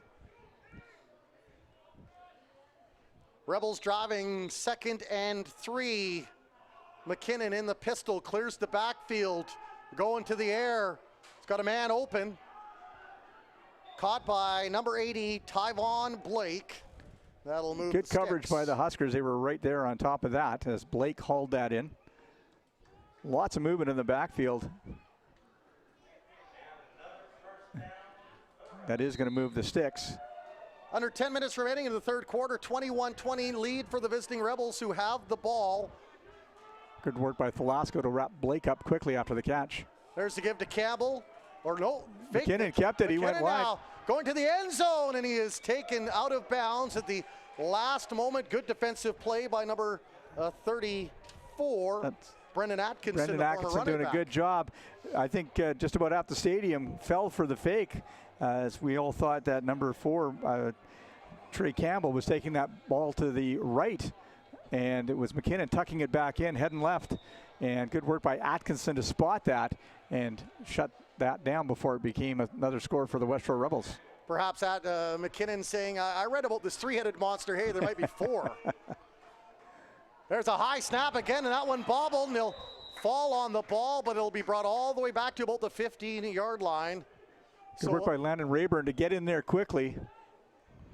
And you have to wonder if it's because of the height difference. Borden is much lower to the ground than McKinnon, who's 6'7" in the center, trying to adjust where he gets that ball to. And we've seen a couple of missed exchanges that way so far today. Yeah, both teams have struggled a little bit with the long snap. So McKinnon now, as it is 2nd and goal still. Spot this one at about the 14-yard line. Receivers in motion. Pressure. Up top, he's got a man open, but he overthrows him. And looking again for Pinto in the end zone, but way overthrows him. Pinto had turned, kind of went onto a post pattern, and I think McKinnon thought he was going to be heading a little, McKinnon make that, he was going to be heading a little deeper into the end zone, very similar to the scoring play. And there was a big pileup, much like probably the accident that happened down in Abbotsford on Mount Lehman Road that stalled the Rebels from getting here on time, as 2 members of each jersey were very slow to get up from the pile when all was said and done. So they'll go for the field goal now. Will the Rebels trying to increase their lead from 1 to 4? Ball is down through the uprights, and that is a 4-point lead now. Nice kick by number 23, Nate Skeet. Hey, Shoney's got some good hands on the receiving end, and kicked with authority, I think we can officially call that. Send it right down and as far as he could in the park. For the Huskers, though, you got to be happy because you've limited them to a field goal, and they had quite a bit of possession there. That's probably about at least a 3 to 4 minute drive, and limited them to 3 points, despite them being within sniffing distance of the end zone. Just looking down on the Huskers sideline, I can see Travis Dietrich being worked on, and they've basically been working on the hamstring. So it looks like, just again with this kind of heat, the players start to get a bit dehydrated. Cramps will not be an unusual circumstance out there. So Dietrich having the hamstring worked on, and they're trying to get him ready to get back out for the next defensive series. Faulkner now throws it. He's got a man open. There is a late hit, though, on Faulkner, I believe, in the backfield. Looked like it was number 80, Bryce Bevins, I think, that caught him. We'll see on the replay here. And so even though the pass overthrown, it will be penalty, it should be, against the Westshore Rebels. They've got to have at least 10 flags against them tonight, Steve. Yeah, that's going to drive the coaches crazy of the Westshore Rebels. Again, the defense holds, and then somebody makes a bit of a boneheaded play, and it turns into a first down for the opposition. And the Huskers have picked up a lot of yards so far today through penalties. And Rebels defensive coach Shane Beatty, no shrinking violet, known as one of the more boisterous coaches, and so I'm sure his defensive unit will get an earful when they make their way back to the sideline. One of the interesting things when you have coaches that are, quite expressive, let's say that, very aggressive in how they like to attack the ball, that's the type of thing that will happen with that kind of a defense. So, And a high tackle on Beaubien, and he's brought down after maybe reaching the line of scrimmage or a gain of 1. Got to caught him up near the face guard and neck area. Yeah, actually a little bit of a loss on that one more. It looks like it took them back about 2 yards. Well read by the Westshore defense. That was number 69, Jeremy Druin. We've called his name a few times on the defensive Had a side. strong game, yeah. Huskers will keep the ball, trailing by 4, 7:40 and change left here in the third quarter. Under a sweltering heat as Faulkner will throw it to a wide open West, who picks it up and makes his way out of bounds. Nice catch by Mike West, although not enough for the first down. Looks like he's going to be about 3 yards short, and that ball did take him out of bounds immediately. Unable to turn that into any more of a gain than that. Yeah, if it was a little less air thrown on it, he may have been down the sidelines for another 5 or 6 yards. Looks like the Huskers. 4. Sorry, Warren. Looks like the Huskers are going to go for it with the 4 yards to go, rather than pin the Rebels further back in their own zone. They feel confident they can pick up the necessary 4 here. You have to wonder if Blake Draper is going to be a target. Instead, it's Keenan Godden who's got it, and he's got the first down. Ball at 38-yard line. Nice work by Keenan Godden to find a little seam between the defensive backs, and Noah Faulkner spots him. Great catch by Godden. You can see Faulkner in the replay was sort of looking more over to the left side of the field, and then went to a secondary receiver, Godden, as the eyes came back across, caught Godden in the seam, and we get a first down here for the Huskers.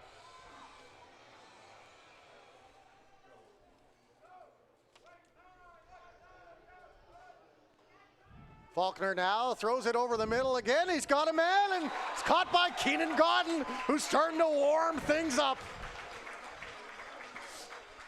Another guy you want to get involved, Steve, number 2, Keenan Godden. Making a difference here so far this afternoon, and particularly on this series, Warren. I always look very quickly for the referees when I see those diving catches along the turf like that. You know, quite as fairly often they're scooping them off the grass. So it's like, okay, come on, ref, show me what they did here. This game will put Faulkner over 1,000 yards passing on the year already. First quarterback in the BCFC to do that. So the Huskers will call a timeout here, and I like this move by Coach Quinter. They're feeling confident, yes, but let's make sure we cool it down a little bit, make sure you got all your ducks in a row, and make the right play call here as you see Noah Faulkner make his way over to the coaching staff to get instructions as the rest of the team hydrates.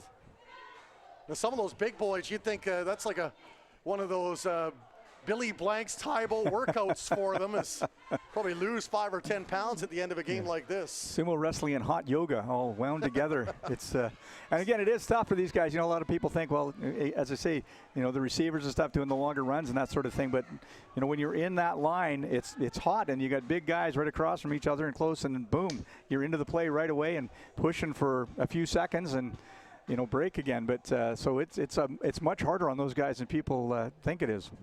Huskers inside the 20 of the Westshore Rebels. After back-to-back catches by Keenan Godden, kept this drive alive. Faulkner now throws it. He's got a man open. Oh! In and out of the hands of Keenan Godden, who was thinking, I have a hat trick of catches. I do. And that was snuffed out. Into the hands. He's tried to pull it in towards his body, and you'll see as he pulls it in, it gets loose on him, and boom, off of the helmet, and bounces away before he can take a second attempt at it. You wonder under the heat if maybe, you know, things are a little slipperier than they would be on both sides. We've seen it on both sides. Yeah, there's no doubt. Again, as a receiver, you like the warmth. It makes it a little easier. The hands are a little more supple in terms of catching, but absolutely right, Warren. The extra bit of perspiration there on the hands can make it difficult.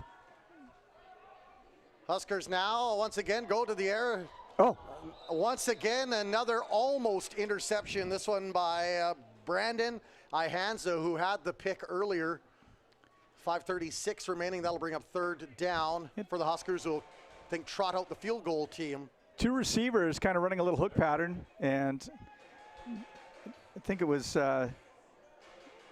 Cody Wist was the other receiver that was out there. You're looking at the Westshore team. What am I? Oh, you know, I've switched them. Steve's just getting old, my friends. You know, that's what happens once you reach 50, oh, you know what I did? Steve? I looked over and it's okay. Never mind. Anyway, 2 receivers on the hook.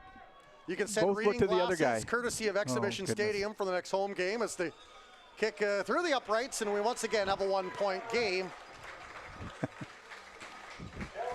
Liam Zerfla.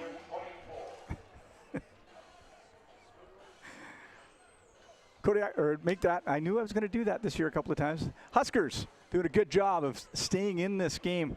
As you mentioned, Warren, staying within 1 point. Let's have a couple of good defensive series in a row and some success on offense, and we might see this looking very promising.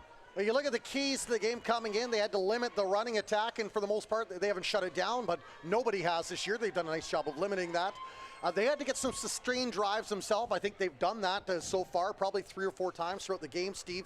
And the kicking game was another area that was sorely lacking in terms of kicking the field goals and the extra points. And it looks like Mr. Liam Zerfla might be the answer. Having some success so far today and helping keep his team within 1 point. Huskers, a very entertaining game as Bobin will chip that up. Almost looked like an onside kick, but not quite.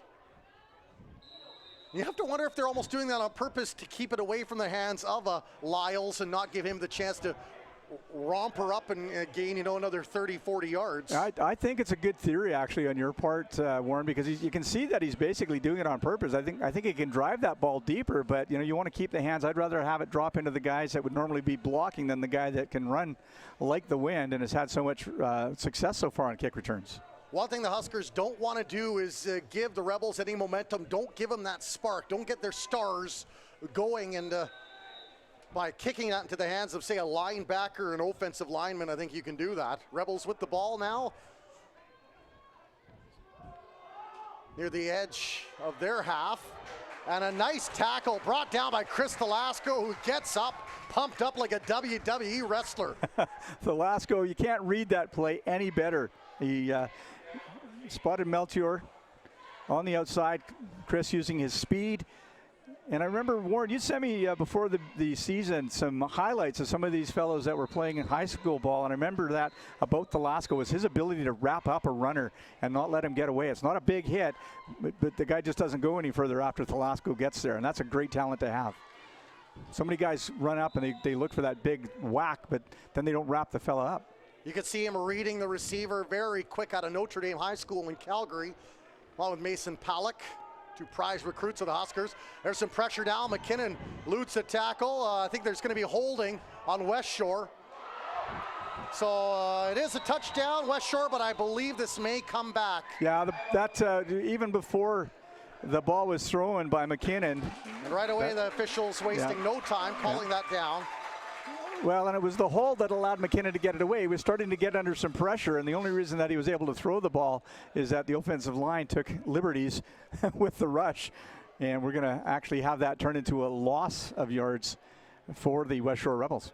1 point game, 4:21 remaining, third quarter. Visiting Rebels up 24-23. Touchdown nullified for the Rebels, and driven back a few more yards for their efforts. Credit to Keen Melchior on the catch and run, though. He did a fine job. Unfortunately, wasted effort. Huskers with that 3-man front.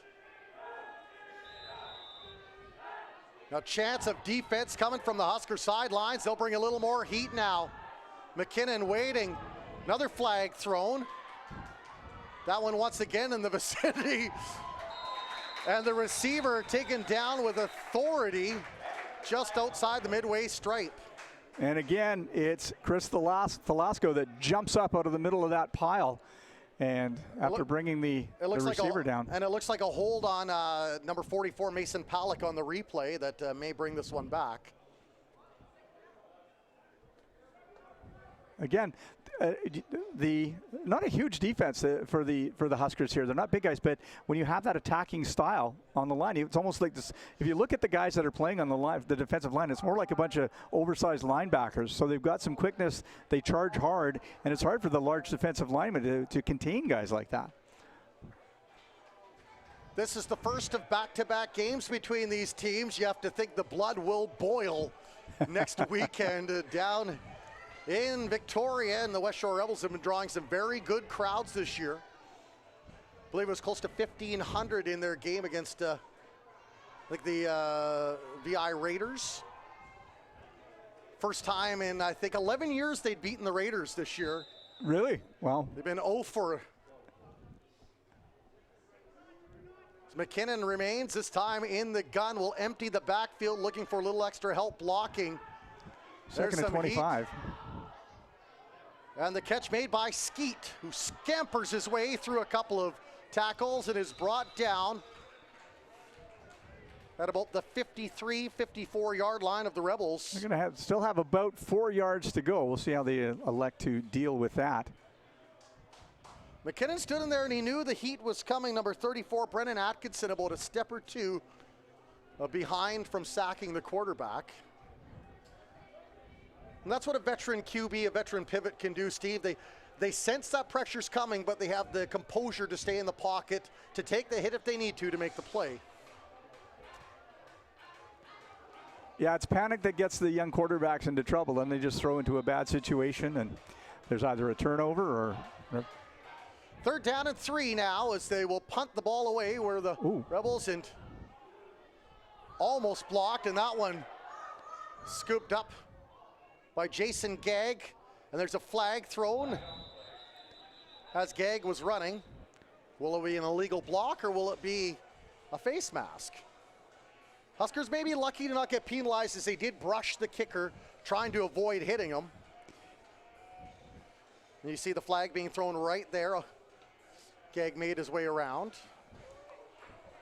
I'm going to, just based on the timing, I'm inclined to think it may have been an illegal block, but we'll see what the referee has to say.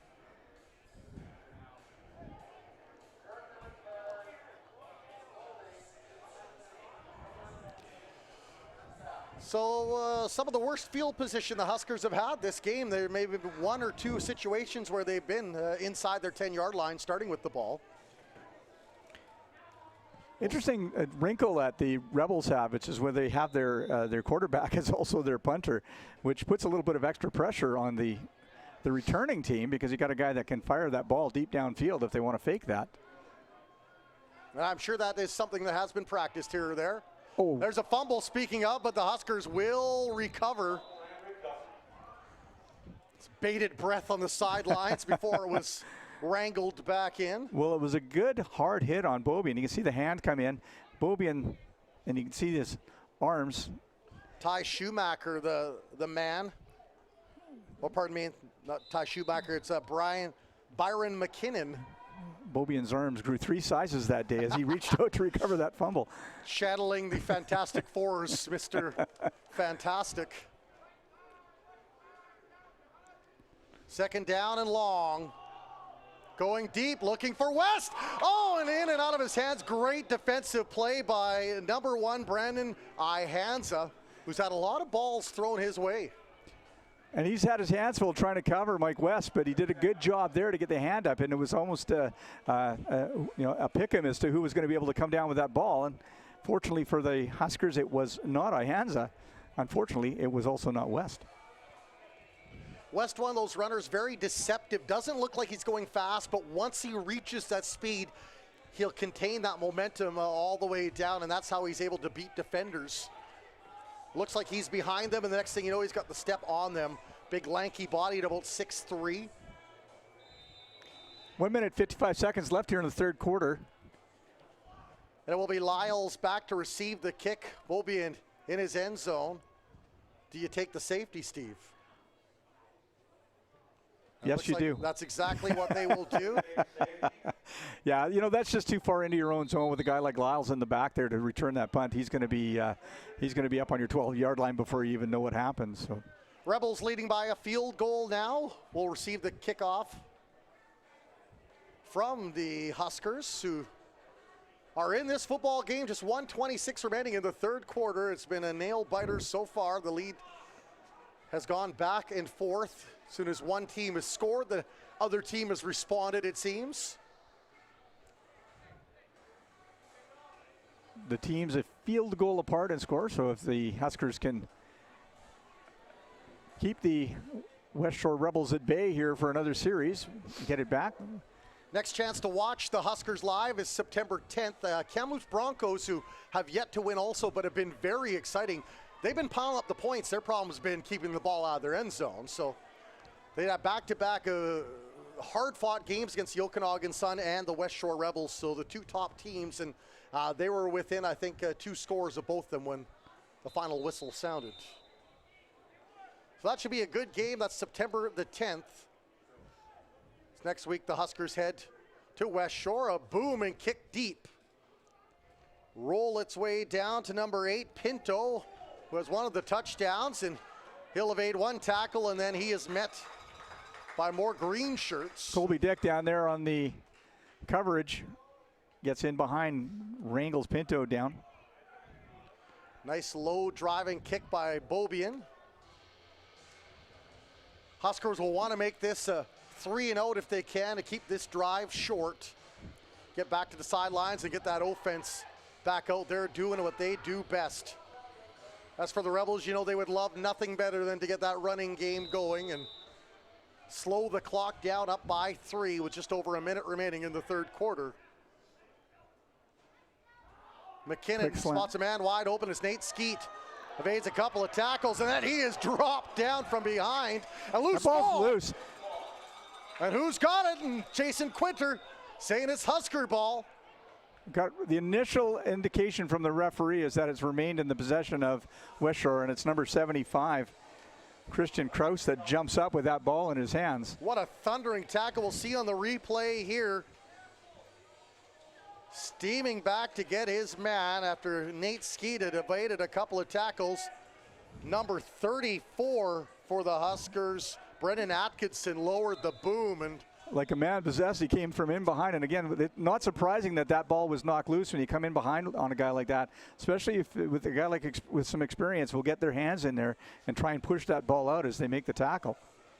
He also ran into Eddie Oriel Nwanwa, and that didn't help the Rebels much. However, they did come away with the ball. A big first down when all is said and done, and the ball placed on the 36-yard line of the Huskers. The Rebels with possession with just over 20 seconds remaining in the quarter, up by 3. Travis Dietrich coming off the field again in some discomfort. He's a warrior. You know that guy will play through pain. There's the give now. Campbell scampers away from one tackle. Evades the second, still on his feet. Campbell brought down at about the 20-yard line. He's so quick. He had, I know McStravick was definitely one of them. I didn't catch the number of the first Husker that broke in there on the play, but he's so quick. He just kind of takes a little sidestep to get wide, and that was number 90, Schumacher. And then McStravick, and he just kept working his way wide and picked up the first down. Ball on the 36-yard line. Pardon me, the 26-yard line is McKinnon now with the flag flying. Man wide open in the end zone. Good defensive play by the Huskers. The veteran Jason Gagg in his final season wearing green. Excellent work by Gagg, but the simple fact is that even if that had been a successful pass by Westshore, one of their receivers on the near side was offside, and it would have gone for naught. But again, excellent defensive play. Gagg would have no idea that play was going to be called back and made a perfect move to keep that ball away. Had a great chat with Jason Gagg in the offseason and talked about the position. He said, you know what, when you're playing defensive back, you want to not be noticed. He goes, if you're not noticed, you're doing a great job. And he just said, you got to believe every time you line up against a receiver, you got to believe you're better than that guy. If you come in with anything but that belief, you've already lost the battle, Steve. End of the third quarter, and it is a 26-23 lead for the visiting Westshore Rebels. You know, further to what you're saying about Jason Gagg, and anytime you talk to a cornerback, it's an interesting position to play because you're a defensive back first, but you are also the guy that's kind of the first at the scene of the accident when the teams run, run wide, and they've got the offensive linemen that are coming around. You could have a guy that's like 300 pounds pulling and running towards you, and you're standing there, usually around between 185 and 200 going, well, I guess we're going to be there. And so it takes a lot of guys. It's a real combination of talents in terms of being able to do the pass coverage on top of that, to be able to get in there and stick your nose in against the guys that are coming around on those wide pitches. So the Rebels with the ball. Second down here in the beginning of the fourth quarter. Ball on the 20. McKinnon now in the gun, one in the backfield.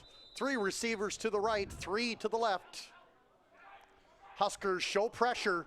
They'll bring numbers, screen pass. Caught by the Rebels, making his way to the end zone. Touchdown, Huskers. That's Kane Melchior again, who runs a little slant in.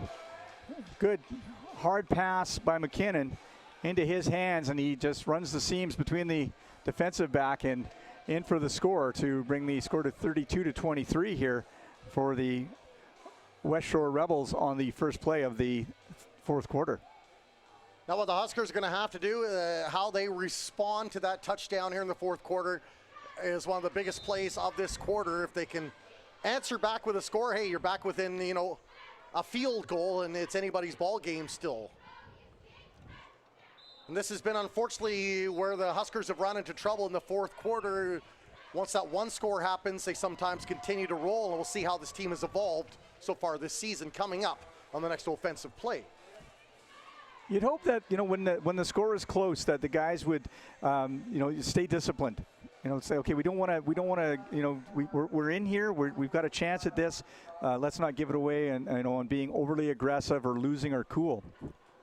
So it's offside on the point after attempt by the Huskers. That'll be tacked on to the kickoff. You would absolutely love to see something the Huskers haven't had a lot of is big returns on punting or kicking. Would there be a more opportune time than this, Mr. Steve Muller? Not an more opportune time at all. And again, we've got the new player there, Damian Dorn, back along with Bobian. And we've seen Dorn has some good speed, although he's fought the ball a little bit so far this afternoon on the kick returns. And let's see if one of those lads can, if nothing else, put the Huskers in some decent field position to make a drive out of this. Perhaps, just perhaps, he could be the answer in the future to the running back dilemma that has plagued the Huskers this season, as the ball will bounce in front of Damian Dorn, and then it's picked up by Bobian, who will scamper his way up to about the 28-yard line. So we won't get a chance to see Mr. Dorn work his magic, and the Huskers will try a different magic act as Noah Faulkner and company make their way onto the field. Bit of a fluttering kick, not very deep, and so when it landed, it sort of bounced oddly away from Dorn and over towards Bobian, who scoops it up. I think Bobian was thinking block, and then all of a sudden, oh, I better pick this up.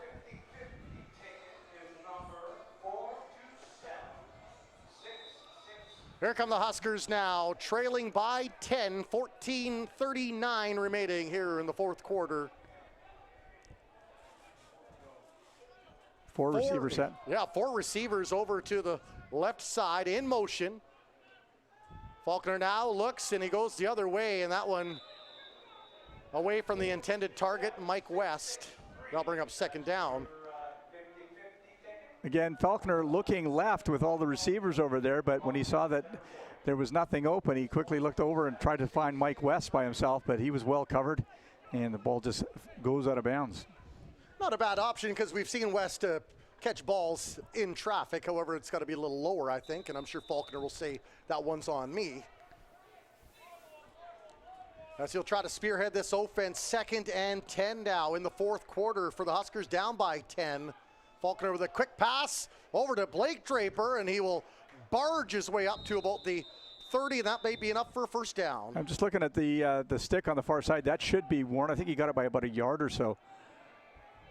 Nice catch by Blake in the middle of a crowd there. Swarmed very quickly, but good work, and the Huskers pick up the first. Blake's had a great game. You just take away those 2 touchdowns even.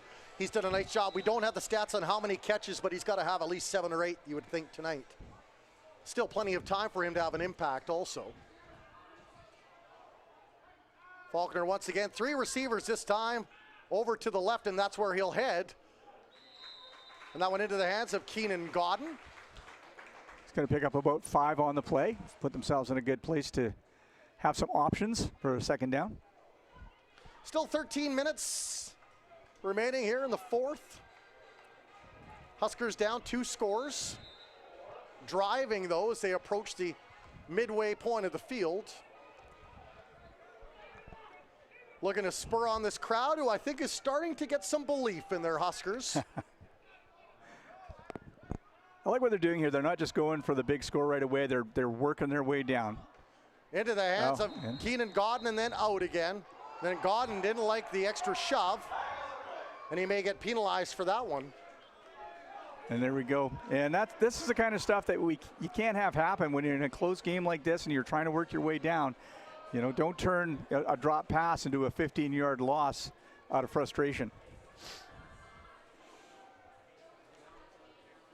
That's right. I think you as a player have to look at your teammates and say, my bad, throw it to me again, I'm going to make the play.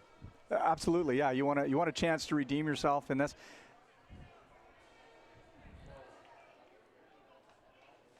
it's you know, sometimes you got to take a step back and remember you're dealing with young guys here, and you know, the first reaction in those situations is push back, and unfortunately in this situation, it is going to force the Huskers into a punting situation.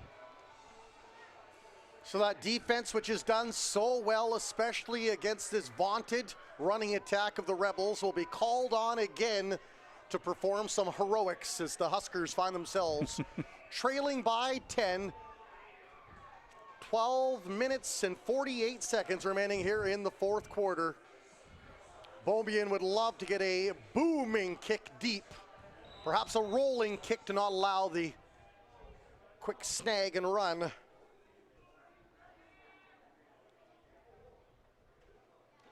Rebels bring the heat. Nice high kick. Nice work. All the way back to Lyle, so looks off one defender. Slips around another tackle. He's still on his feet. Lyle's spinning, and he is dropped down to the 50, and then a flag comes in late.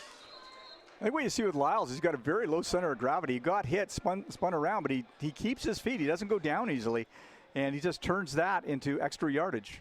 Well, he's a big boy, and he's got a nice low center of gravity on top of that. There was a flag on the play. It may have been the late hit by number 31 of the Huskers. Came in, Colby Dick bumped him.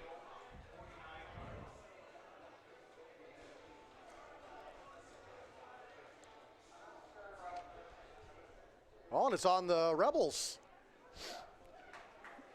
I think the number they called was Tyler Leader. So the Kodiaks will take back that after a nice return by Jamal. Lyles are going to move it back 15 yards. Huskers remain with a 3-man front. Haven't brought a lot of blitzes tonight so far. It's been looking to contain more than anything. Throw over the middle, and the man, number 23, I think it was Skeet, the intended target. Nice throw by McKinnon. Certainly put it where it was supposed to be. And again, maybe just a little too hot to handle for Skeet. Well, I think with some of the big hits you've seen on both sides defensively, those receivers can hear those footsteps in the back of the mind. Once you take a couple of those, you're very aware of your surroundings. 2nd down and 10. Rebels ball. 12 minutes remaining, 4th quarter. McKinnon looking, draws 2 defenders towards him. Got a man open. Trying to cut his way to the sidelines, and Velasco then will bring his man down. Again, nice work by Chris Velasco, who gets up there, gets the arms wrapped around, holds on, doesn't let him pick up the extra yardage after that. And they've run this play a couple of times where they basically let the defensive lineman come in, and then they just wrap that receiver around in behind the line, get it into his hands, and off to the races. And McKinnon is so tall, he can allow himself to take a little bit of that pressure, looking over the oncoming defenders and then dump it off quickly. So first down and 10, ball on the 46-yard line inside Huskers territory. McKinnon with receivers in motion, hands off the ball. Instead, a hole opens up. Still on his feet, Campbell. Campbell on his way to the end zone. Touchdown, Rebels. That was all Trey Campbell. Just worked his way to the right side and was not to be denied. A couple of little stiff arms as he went through, just pushing Huskers players away. Velasco tried to catch up. He just stepped outside Velasco and had nothing but a clear path the rest of the way to the end zone. You can almost see the shoulders slump a little bit on the Huskers sideline after that major. A much bigger mountain to climb now. I hope they brought their picks. 11:32 remaining here in the fourth quarter. It will be a 17-point advantage if the point after attempt is good, and it is. The Huskers now need 3 scores. Still some time to do it, but they've got to maybe go for 1 or 2 quick strikes here, Steve. Well, I think, you know, the main thing now is just get out there, have a successful series. You know, move the ball. Build the confidence. Get some points. And, you know, just like, you know, remind yourself that you belong in this game. You know, don't look at the scoreboard now. Just keep plugging away. And in this style of football, 3-down football, man, things happen quickly. You can have a, you know, you can erase a deficit in a hurry. But, again, discipline will be one of the keys here.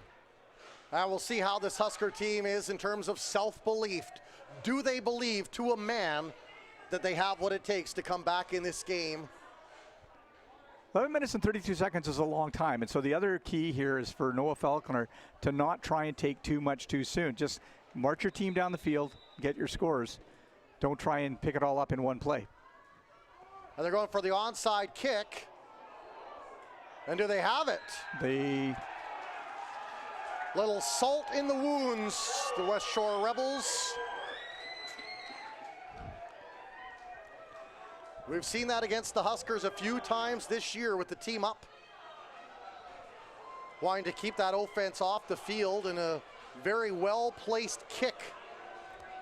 Well, and that's the thing, you know, and you don't see it very often, so the temptation is, as you'll see, for the player to step up and try and pull that ball in. When you're not used to handling the football, you're not a receiver per se or a kick returner, it can be difficult. So I guess we won't be getting. And I watched Eric Stevenson, number 41, coming to the sidelines, very frustrated. So this defense, which was on the field for a while last time, has to come right back out again. And maybe they're looking at themselves saying, hey, maybe we got to try to make the play here. Maybe strip the ball or an interception or a big sack. So now calling for a quick hydration break. And I do like this rule that they implement in soccer and in football, especially these young men, 18 to 23 years of age. Give themselves a little more chance to hydrate, especially if they're out there for a while. Well, on a day like this, again, and you know, if you're not hydrating properly, you cramp up, and it's all kinds of problems that come along with that. So it is 40-23 here in the fourth quarter. 11:28 remaining. Onside kick successful for the Westshore Rebels. Steve, you would have to think there's no better time for them to get this running game in high gear than right now trying to grind down that clock. Well, and again, the 300 monster remains intact. And again, as you said, can be 4 because the you know, well, McKinnon hasn't really been running. He's gone out there and done something that the Westshore Rebels haven't done a lot this year, and that's had a really successful passing attack. So again, they're Myers and Campbell, although Campbell just had the nice run, were being somewhat frustrated. They just decide to go to the air and have success in that, going that way. Be easy for both teams next week. If you want to study film on your opponent, just watch your last game. There's a flag. McKinnon under pressure, throws it deep, man wide open. Velasco trying to track him down, looking for the strip. It is a touchdown for the Westshore Rebels, but will it stand with a flag on the field?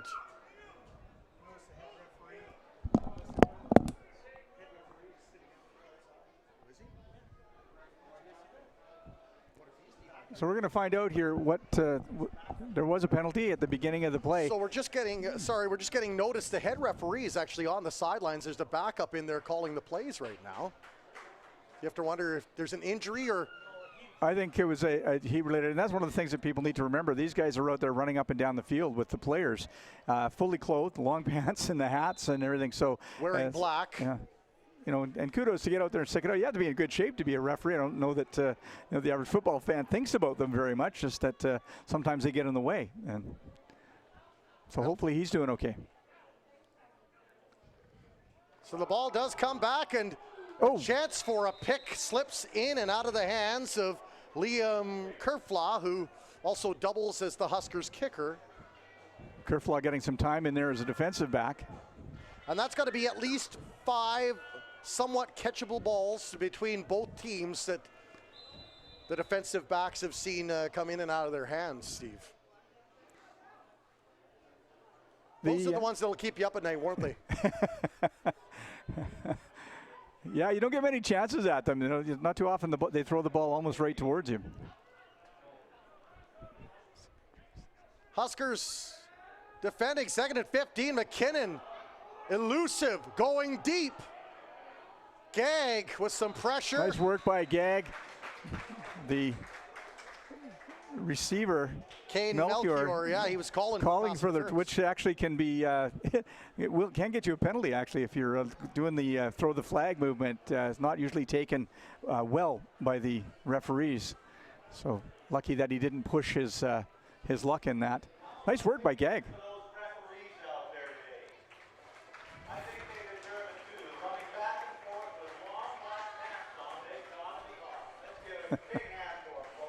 You hear the in-house announcer, Rod Hodson, commending the officials for the great job that they are doing. Whether you like the calls they're making on your team or not, it's still a tough job to do. So 3rd and 15, and the punt is blocked. Huskers pick it up.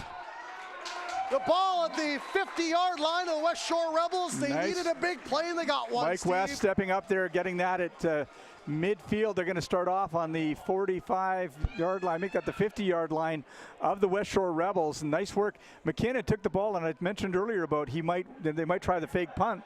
McKinnon was under pressure, elected to try and kick it, blocked, and nice work by West to get on that ball quickly. That's back-to-back weeks now of blocked kicks for Mike West, who also had one against the Raiders. That one went for a safety. The only score of the first quarter in Nanaimo last week. West will remain out there on offense. That shirt's going to get wrung out and make a nice kiddie pool for somebody. Faulkner takes a snap, throws it into traffic, and a heavy hit on Blake Draper. I'll bring up 2nd down. 56, Adam Master just had Blake Draper lined up, and kudos to Draper for even trying to pull this ball in. Like Timex, he takes a licking and keeps on ticking. One of the number 97, Connor Whitney, one of the defensive linemen for Westshore, taking a knee.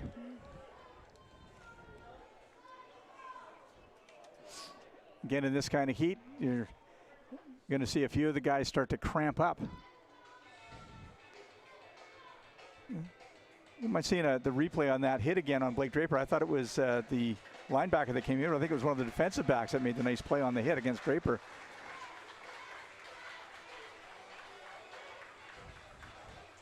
So the Huskers now trying to build on that big blocked kick.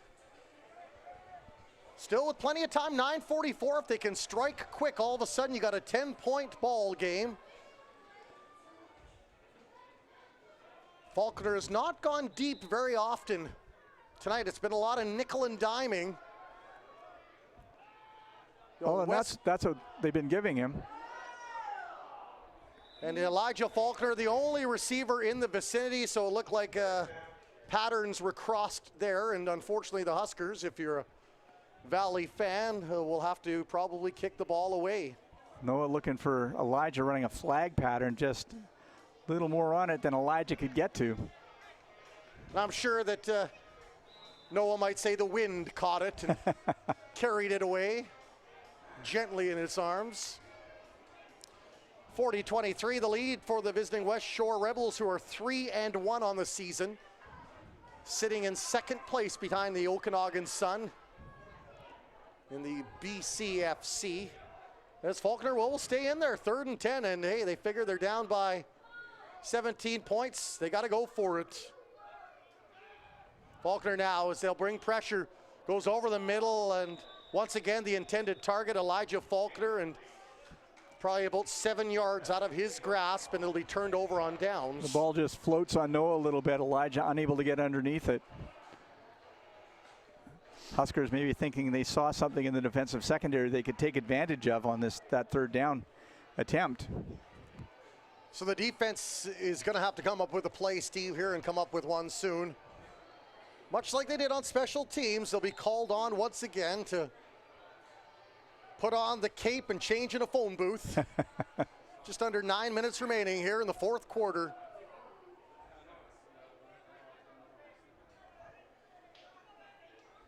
McKinnon will stay out there. We haven't seen much of Borden since the 2nd quarter. There's the give to Trey Campbell. Boy, he's been good. Campbell breaks it open again. Running to the sidelines. There's a flag, a late flag. Campbell into the end zone. Touchdown, Rebels. Brendan Atkinson did a good job of trying to hunt him down. There is a flag down. It may have been a legal block. We'll have to see. But boy, the way he hits these holes, uses the stiff arm. I'm just trying to pick up who it was, and it's a little bit of a close angle here on the replay, but one of the outside receivers did a really good job blocking Jason Gagg and opened up the lane for Campbell to head down, but it looks like that's going to be all for naught, as the Westshore Rebels have again cost themselves a score here. Boy, if you haven't seen Westshore yet this year, you haven't watched any of the games on pay-per-view, all you read about is Jamel Lyles and how terrific he is, and he is that. But Trey Campbell, he's the real deal out of Oshawa, Steve.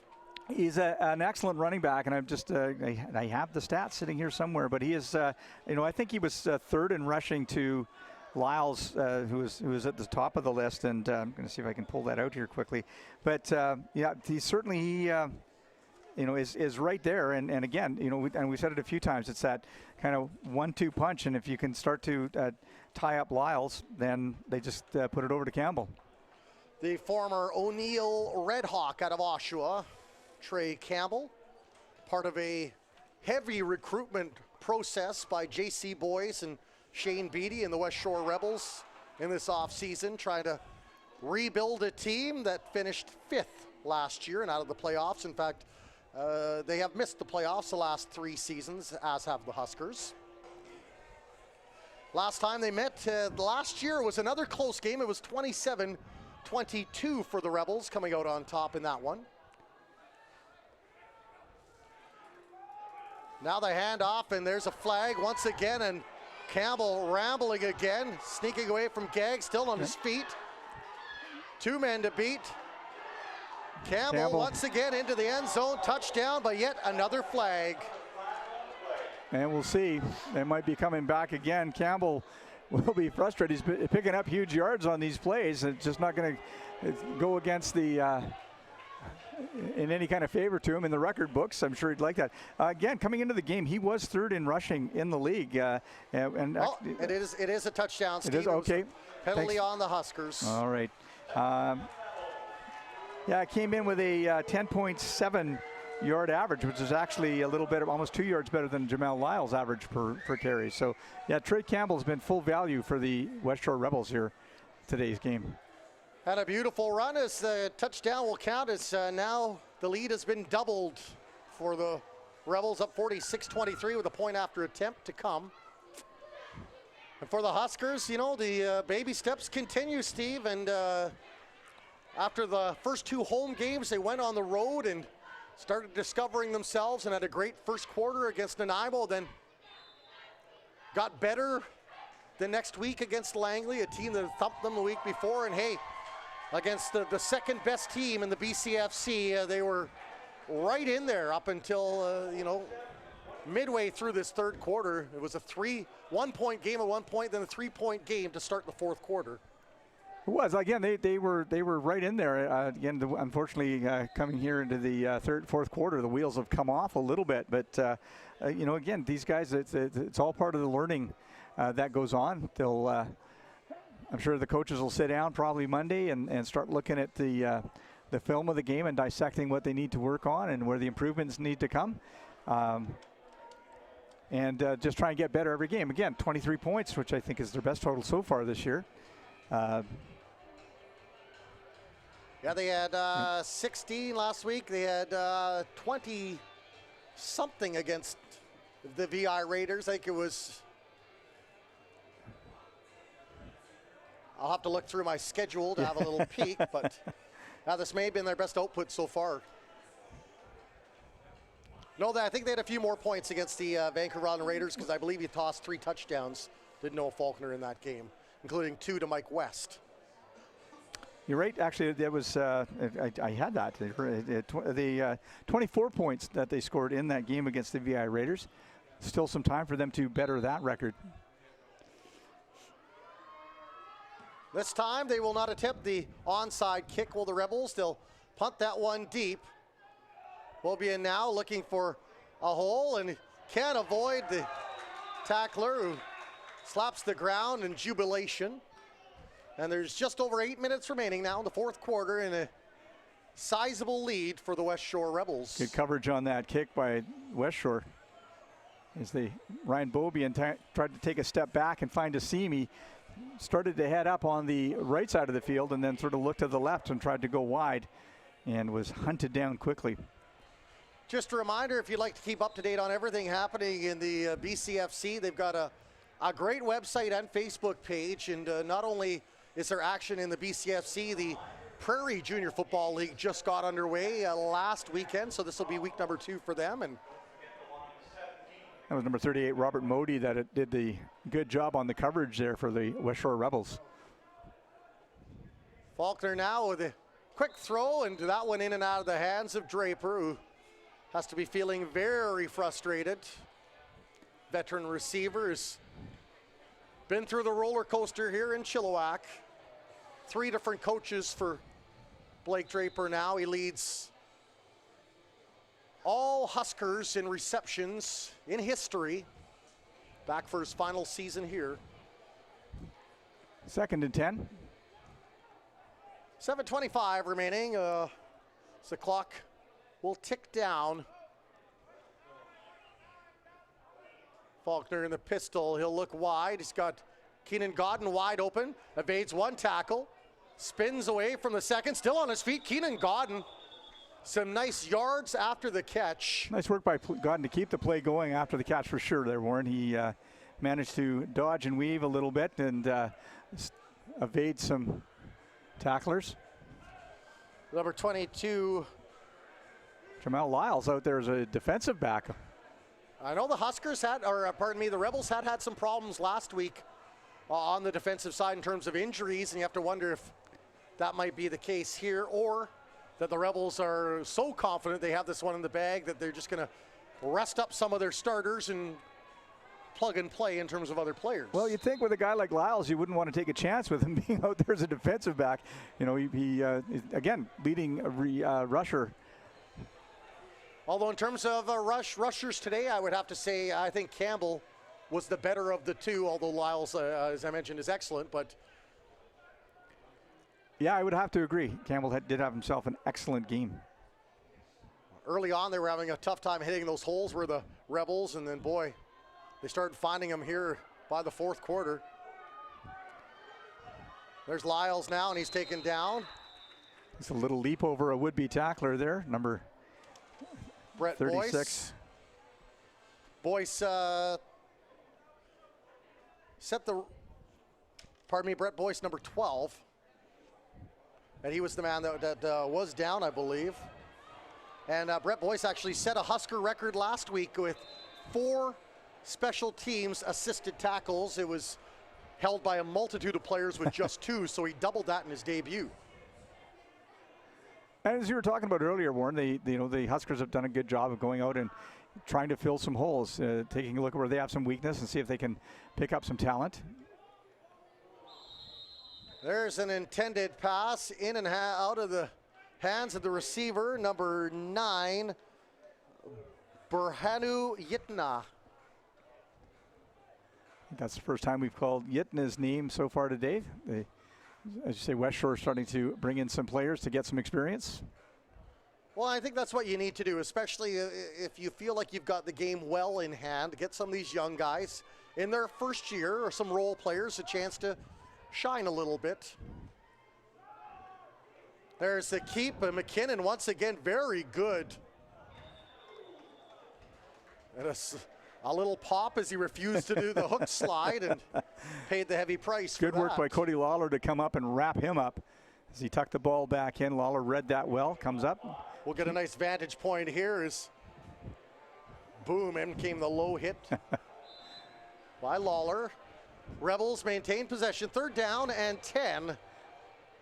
Will they go for the field goal from here? Excellent work by our VBN camera operators down there close to the play.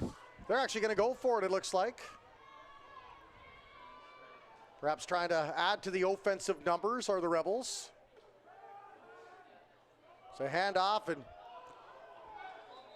mismatched, and there's a fumble recovery. And try to give the handoff to the running back, number 35, Aiden Enns-Horvath. Mishandled it, came down. Huskers quick to get in, take advantage of that. Would have been a turnover on downs anyway, but the Kodiaks, the Huskers. That's Josh Weiss, another fine product out of Calgary. That Calgary pipeline's been so good to the Huskers this year. The man that came up with the fumble recovery.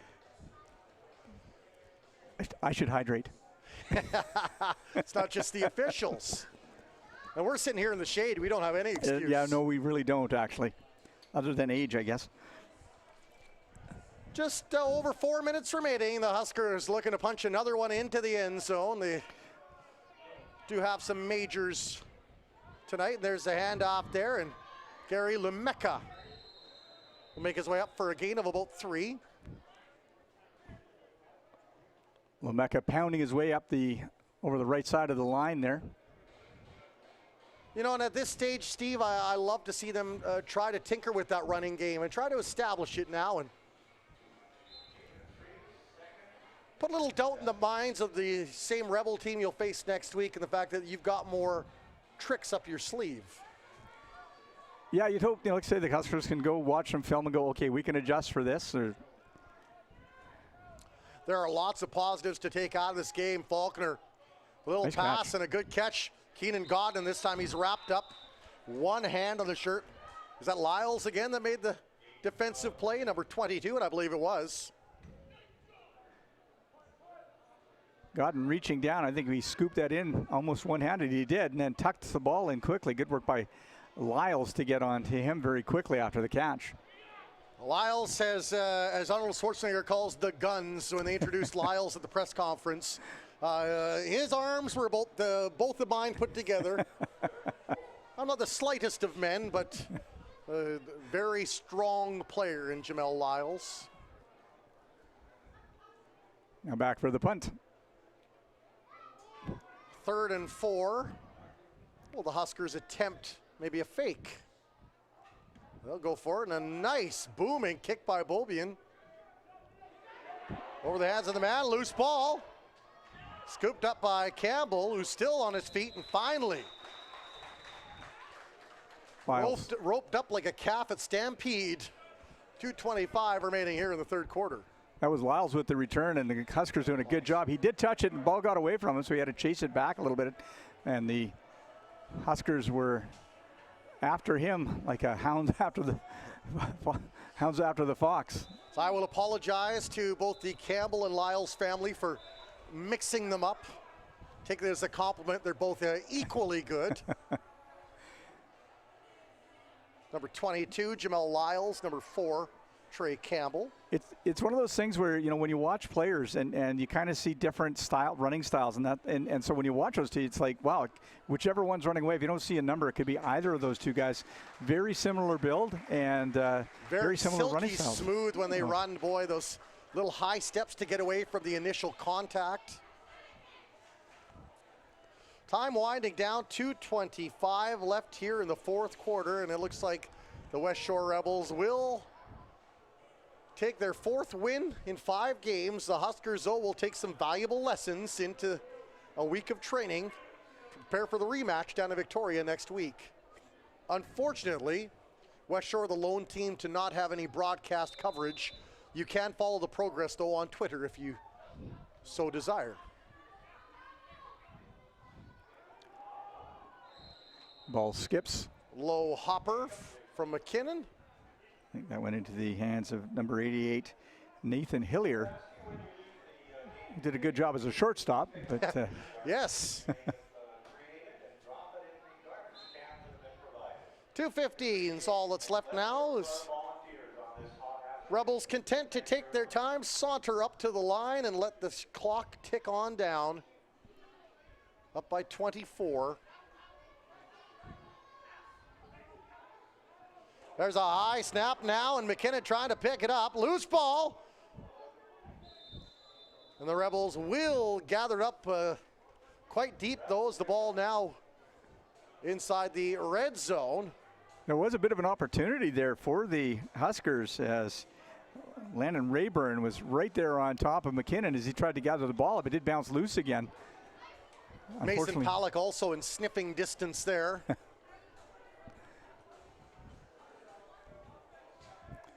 And these little breaks would have been nice if they'd happened a little earlier in the fourth quarter for the Huskers. All right, it's 3rd down and 29. Will they go for the safety? I think they're just going to try to kick it out and tell the Huskers to try to come at them. And a soaring kick skips right into the hands of Gagg, being pursued by a sea of red and white. Nice work by Gagg to get to the outside, pick up a few extra yards on that. And a very late flag, and I think it might be for the block from behind on the Huskers, which really wasn't necessary as Gagg had very little room to move. Right there, you can see that. Came into just at the corner of our eye to the top right of the screen. And again, a conversation that the coaches will want to have with some of these players about discipline and not wasting a good effort or good field position. Yeah, you can see it right there. Number 18 for the Huskers, Alex Zamora. So the Huskers now with 1:28 to give the fans one more thing to cheer about here.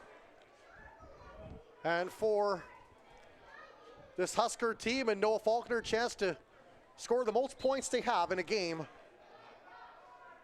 They're one shy of that mark right now. Something to work towards for the Faulkner Huskers. Going deep for West, trying to fend off the defender who covered him well. Good work by Marley Delsey there to keep Mike West from hauling that ball in. Those two have been battling the entire game out on the wide side of the field. And he was in his hip pocket. I mean, that is textbook defending right there, Steve. Mike West, who's been playing on doing double duty here on both the offense and defense, and he's going to be a tired lad by the end of this game. If that ball had come to him in the first quarter, I think it might have been a different result. It's got to be low in the gas tank right now. As Faulkner once again in the gun. Lumeka, the lone back, he'll pull up to help block.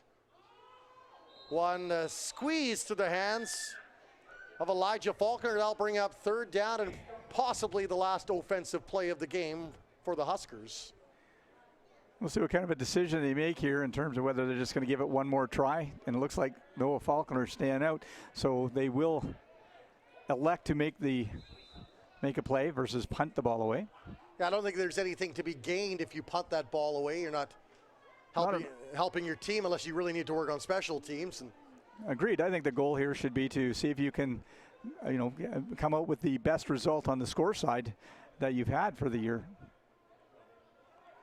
Huskers receivers in motion, pressure on Faulkner, and he's dropped for a loss, and that'll pretty much be the ball game there. A minute 13 left in what was a sweet beginning for the Huskers, sours near the end. That was number 33, Elijah Kahn, coming in from Faulkner's right side. Faulkner looking away, and Kahn sneaks in with some speed and brings Faulkner down.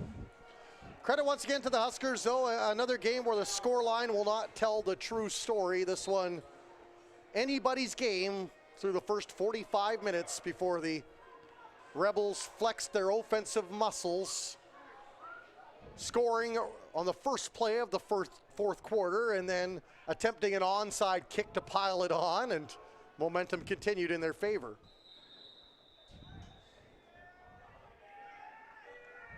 Just a minute 7 remaining now in the football game.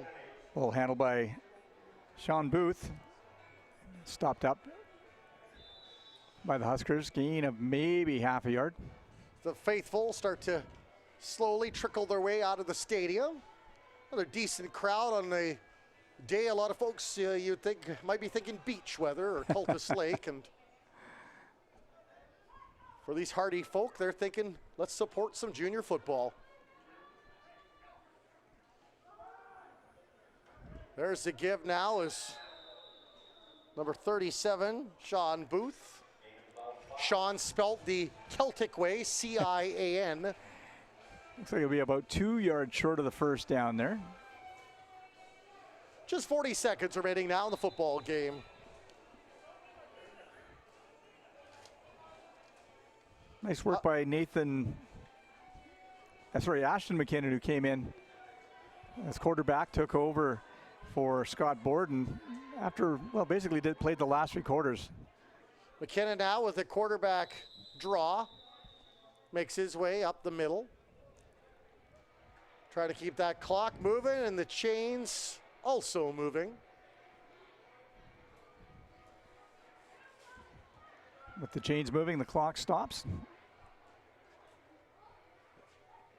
And I think this game really moved out of the realm of doubt when that onside kick was successful after it was still anybody's ball game up until that point, and then they also converted after that onside kick. And yeah. That pretty much did it. Yeah, I'm not sure if you want to call it the turning point, but it was definitely a pivotal key in the game for sure.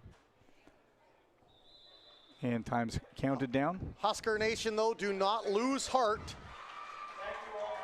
as they continue to show signs of improvement, continue to show that teams of the past are becoming mere shadows. This is a young, improving team that will only get better as this season rolls along. 2 touchdowns by Blake Draper and another touchdown by Elijah Faulkner were the 3 scores for Huskers on this game. Again, you know, and we talked about it a lot. There's things that are really coming together. It's nice to see Noah Faulkner spreading the wealth out amongst the receivers. You know, moving it around. He's not just, again, in the first game, it was basically just go to God and go to God and go to God, and now he's spread it out. I think at most of his main receivers, I think, had at least 2 catches. So, you know, good work there. We'll say it again, and we'll see what happens now that they brought the new running back in, Damian Dorn out of UBC. Whether or not they can start to maybe develop a bit of a running game. But I think Dorn was probably just got here this week, and they weren't really able to work him into the offense yet. So, again, we'll see how things go. 47-23, the final score here from Exhibition Stadium. For the amazing crew with VBNsports, Robbie Snooks and the gang that always do a magnificent job in the booth and on the sidelines with the cameras. I'm Warren Andrews along with Steve Muller. Thanks for watching our next broadcast, September 10th here at Exhibition Stadium against the Kamloops Broncos. And congratulations, Robbie, on becoming a dad for the first time.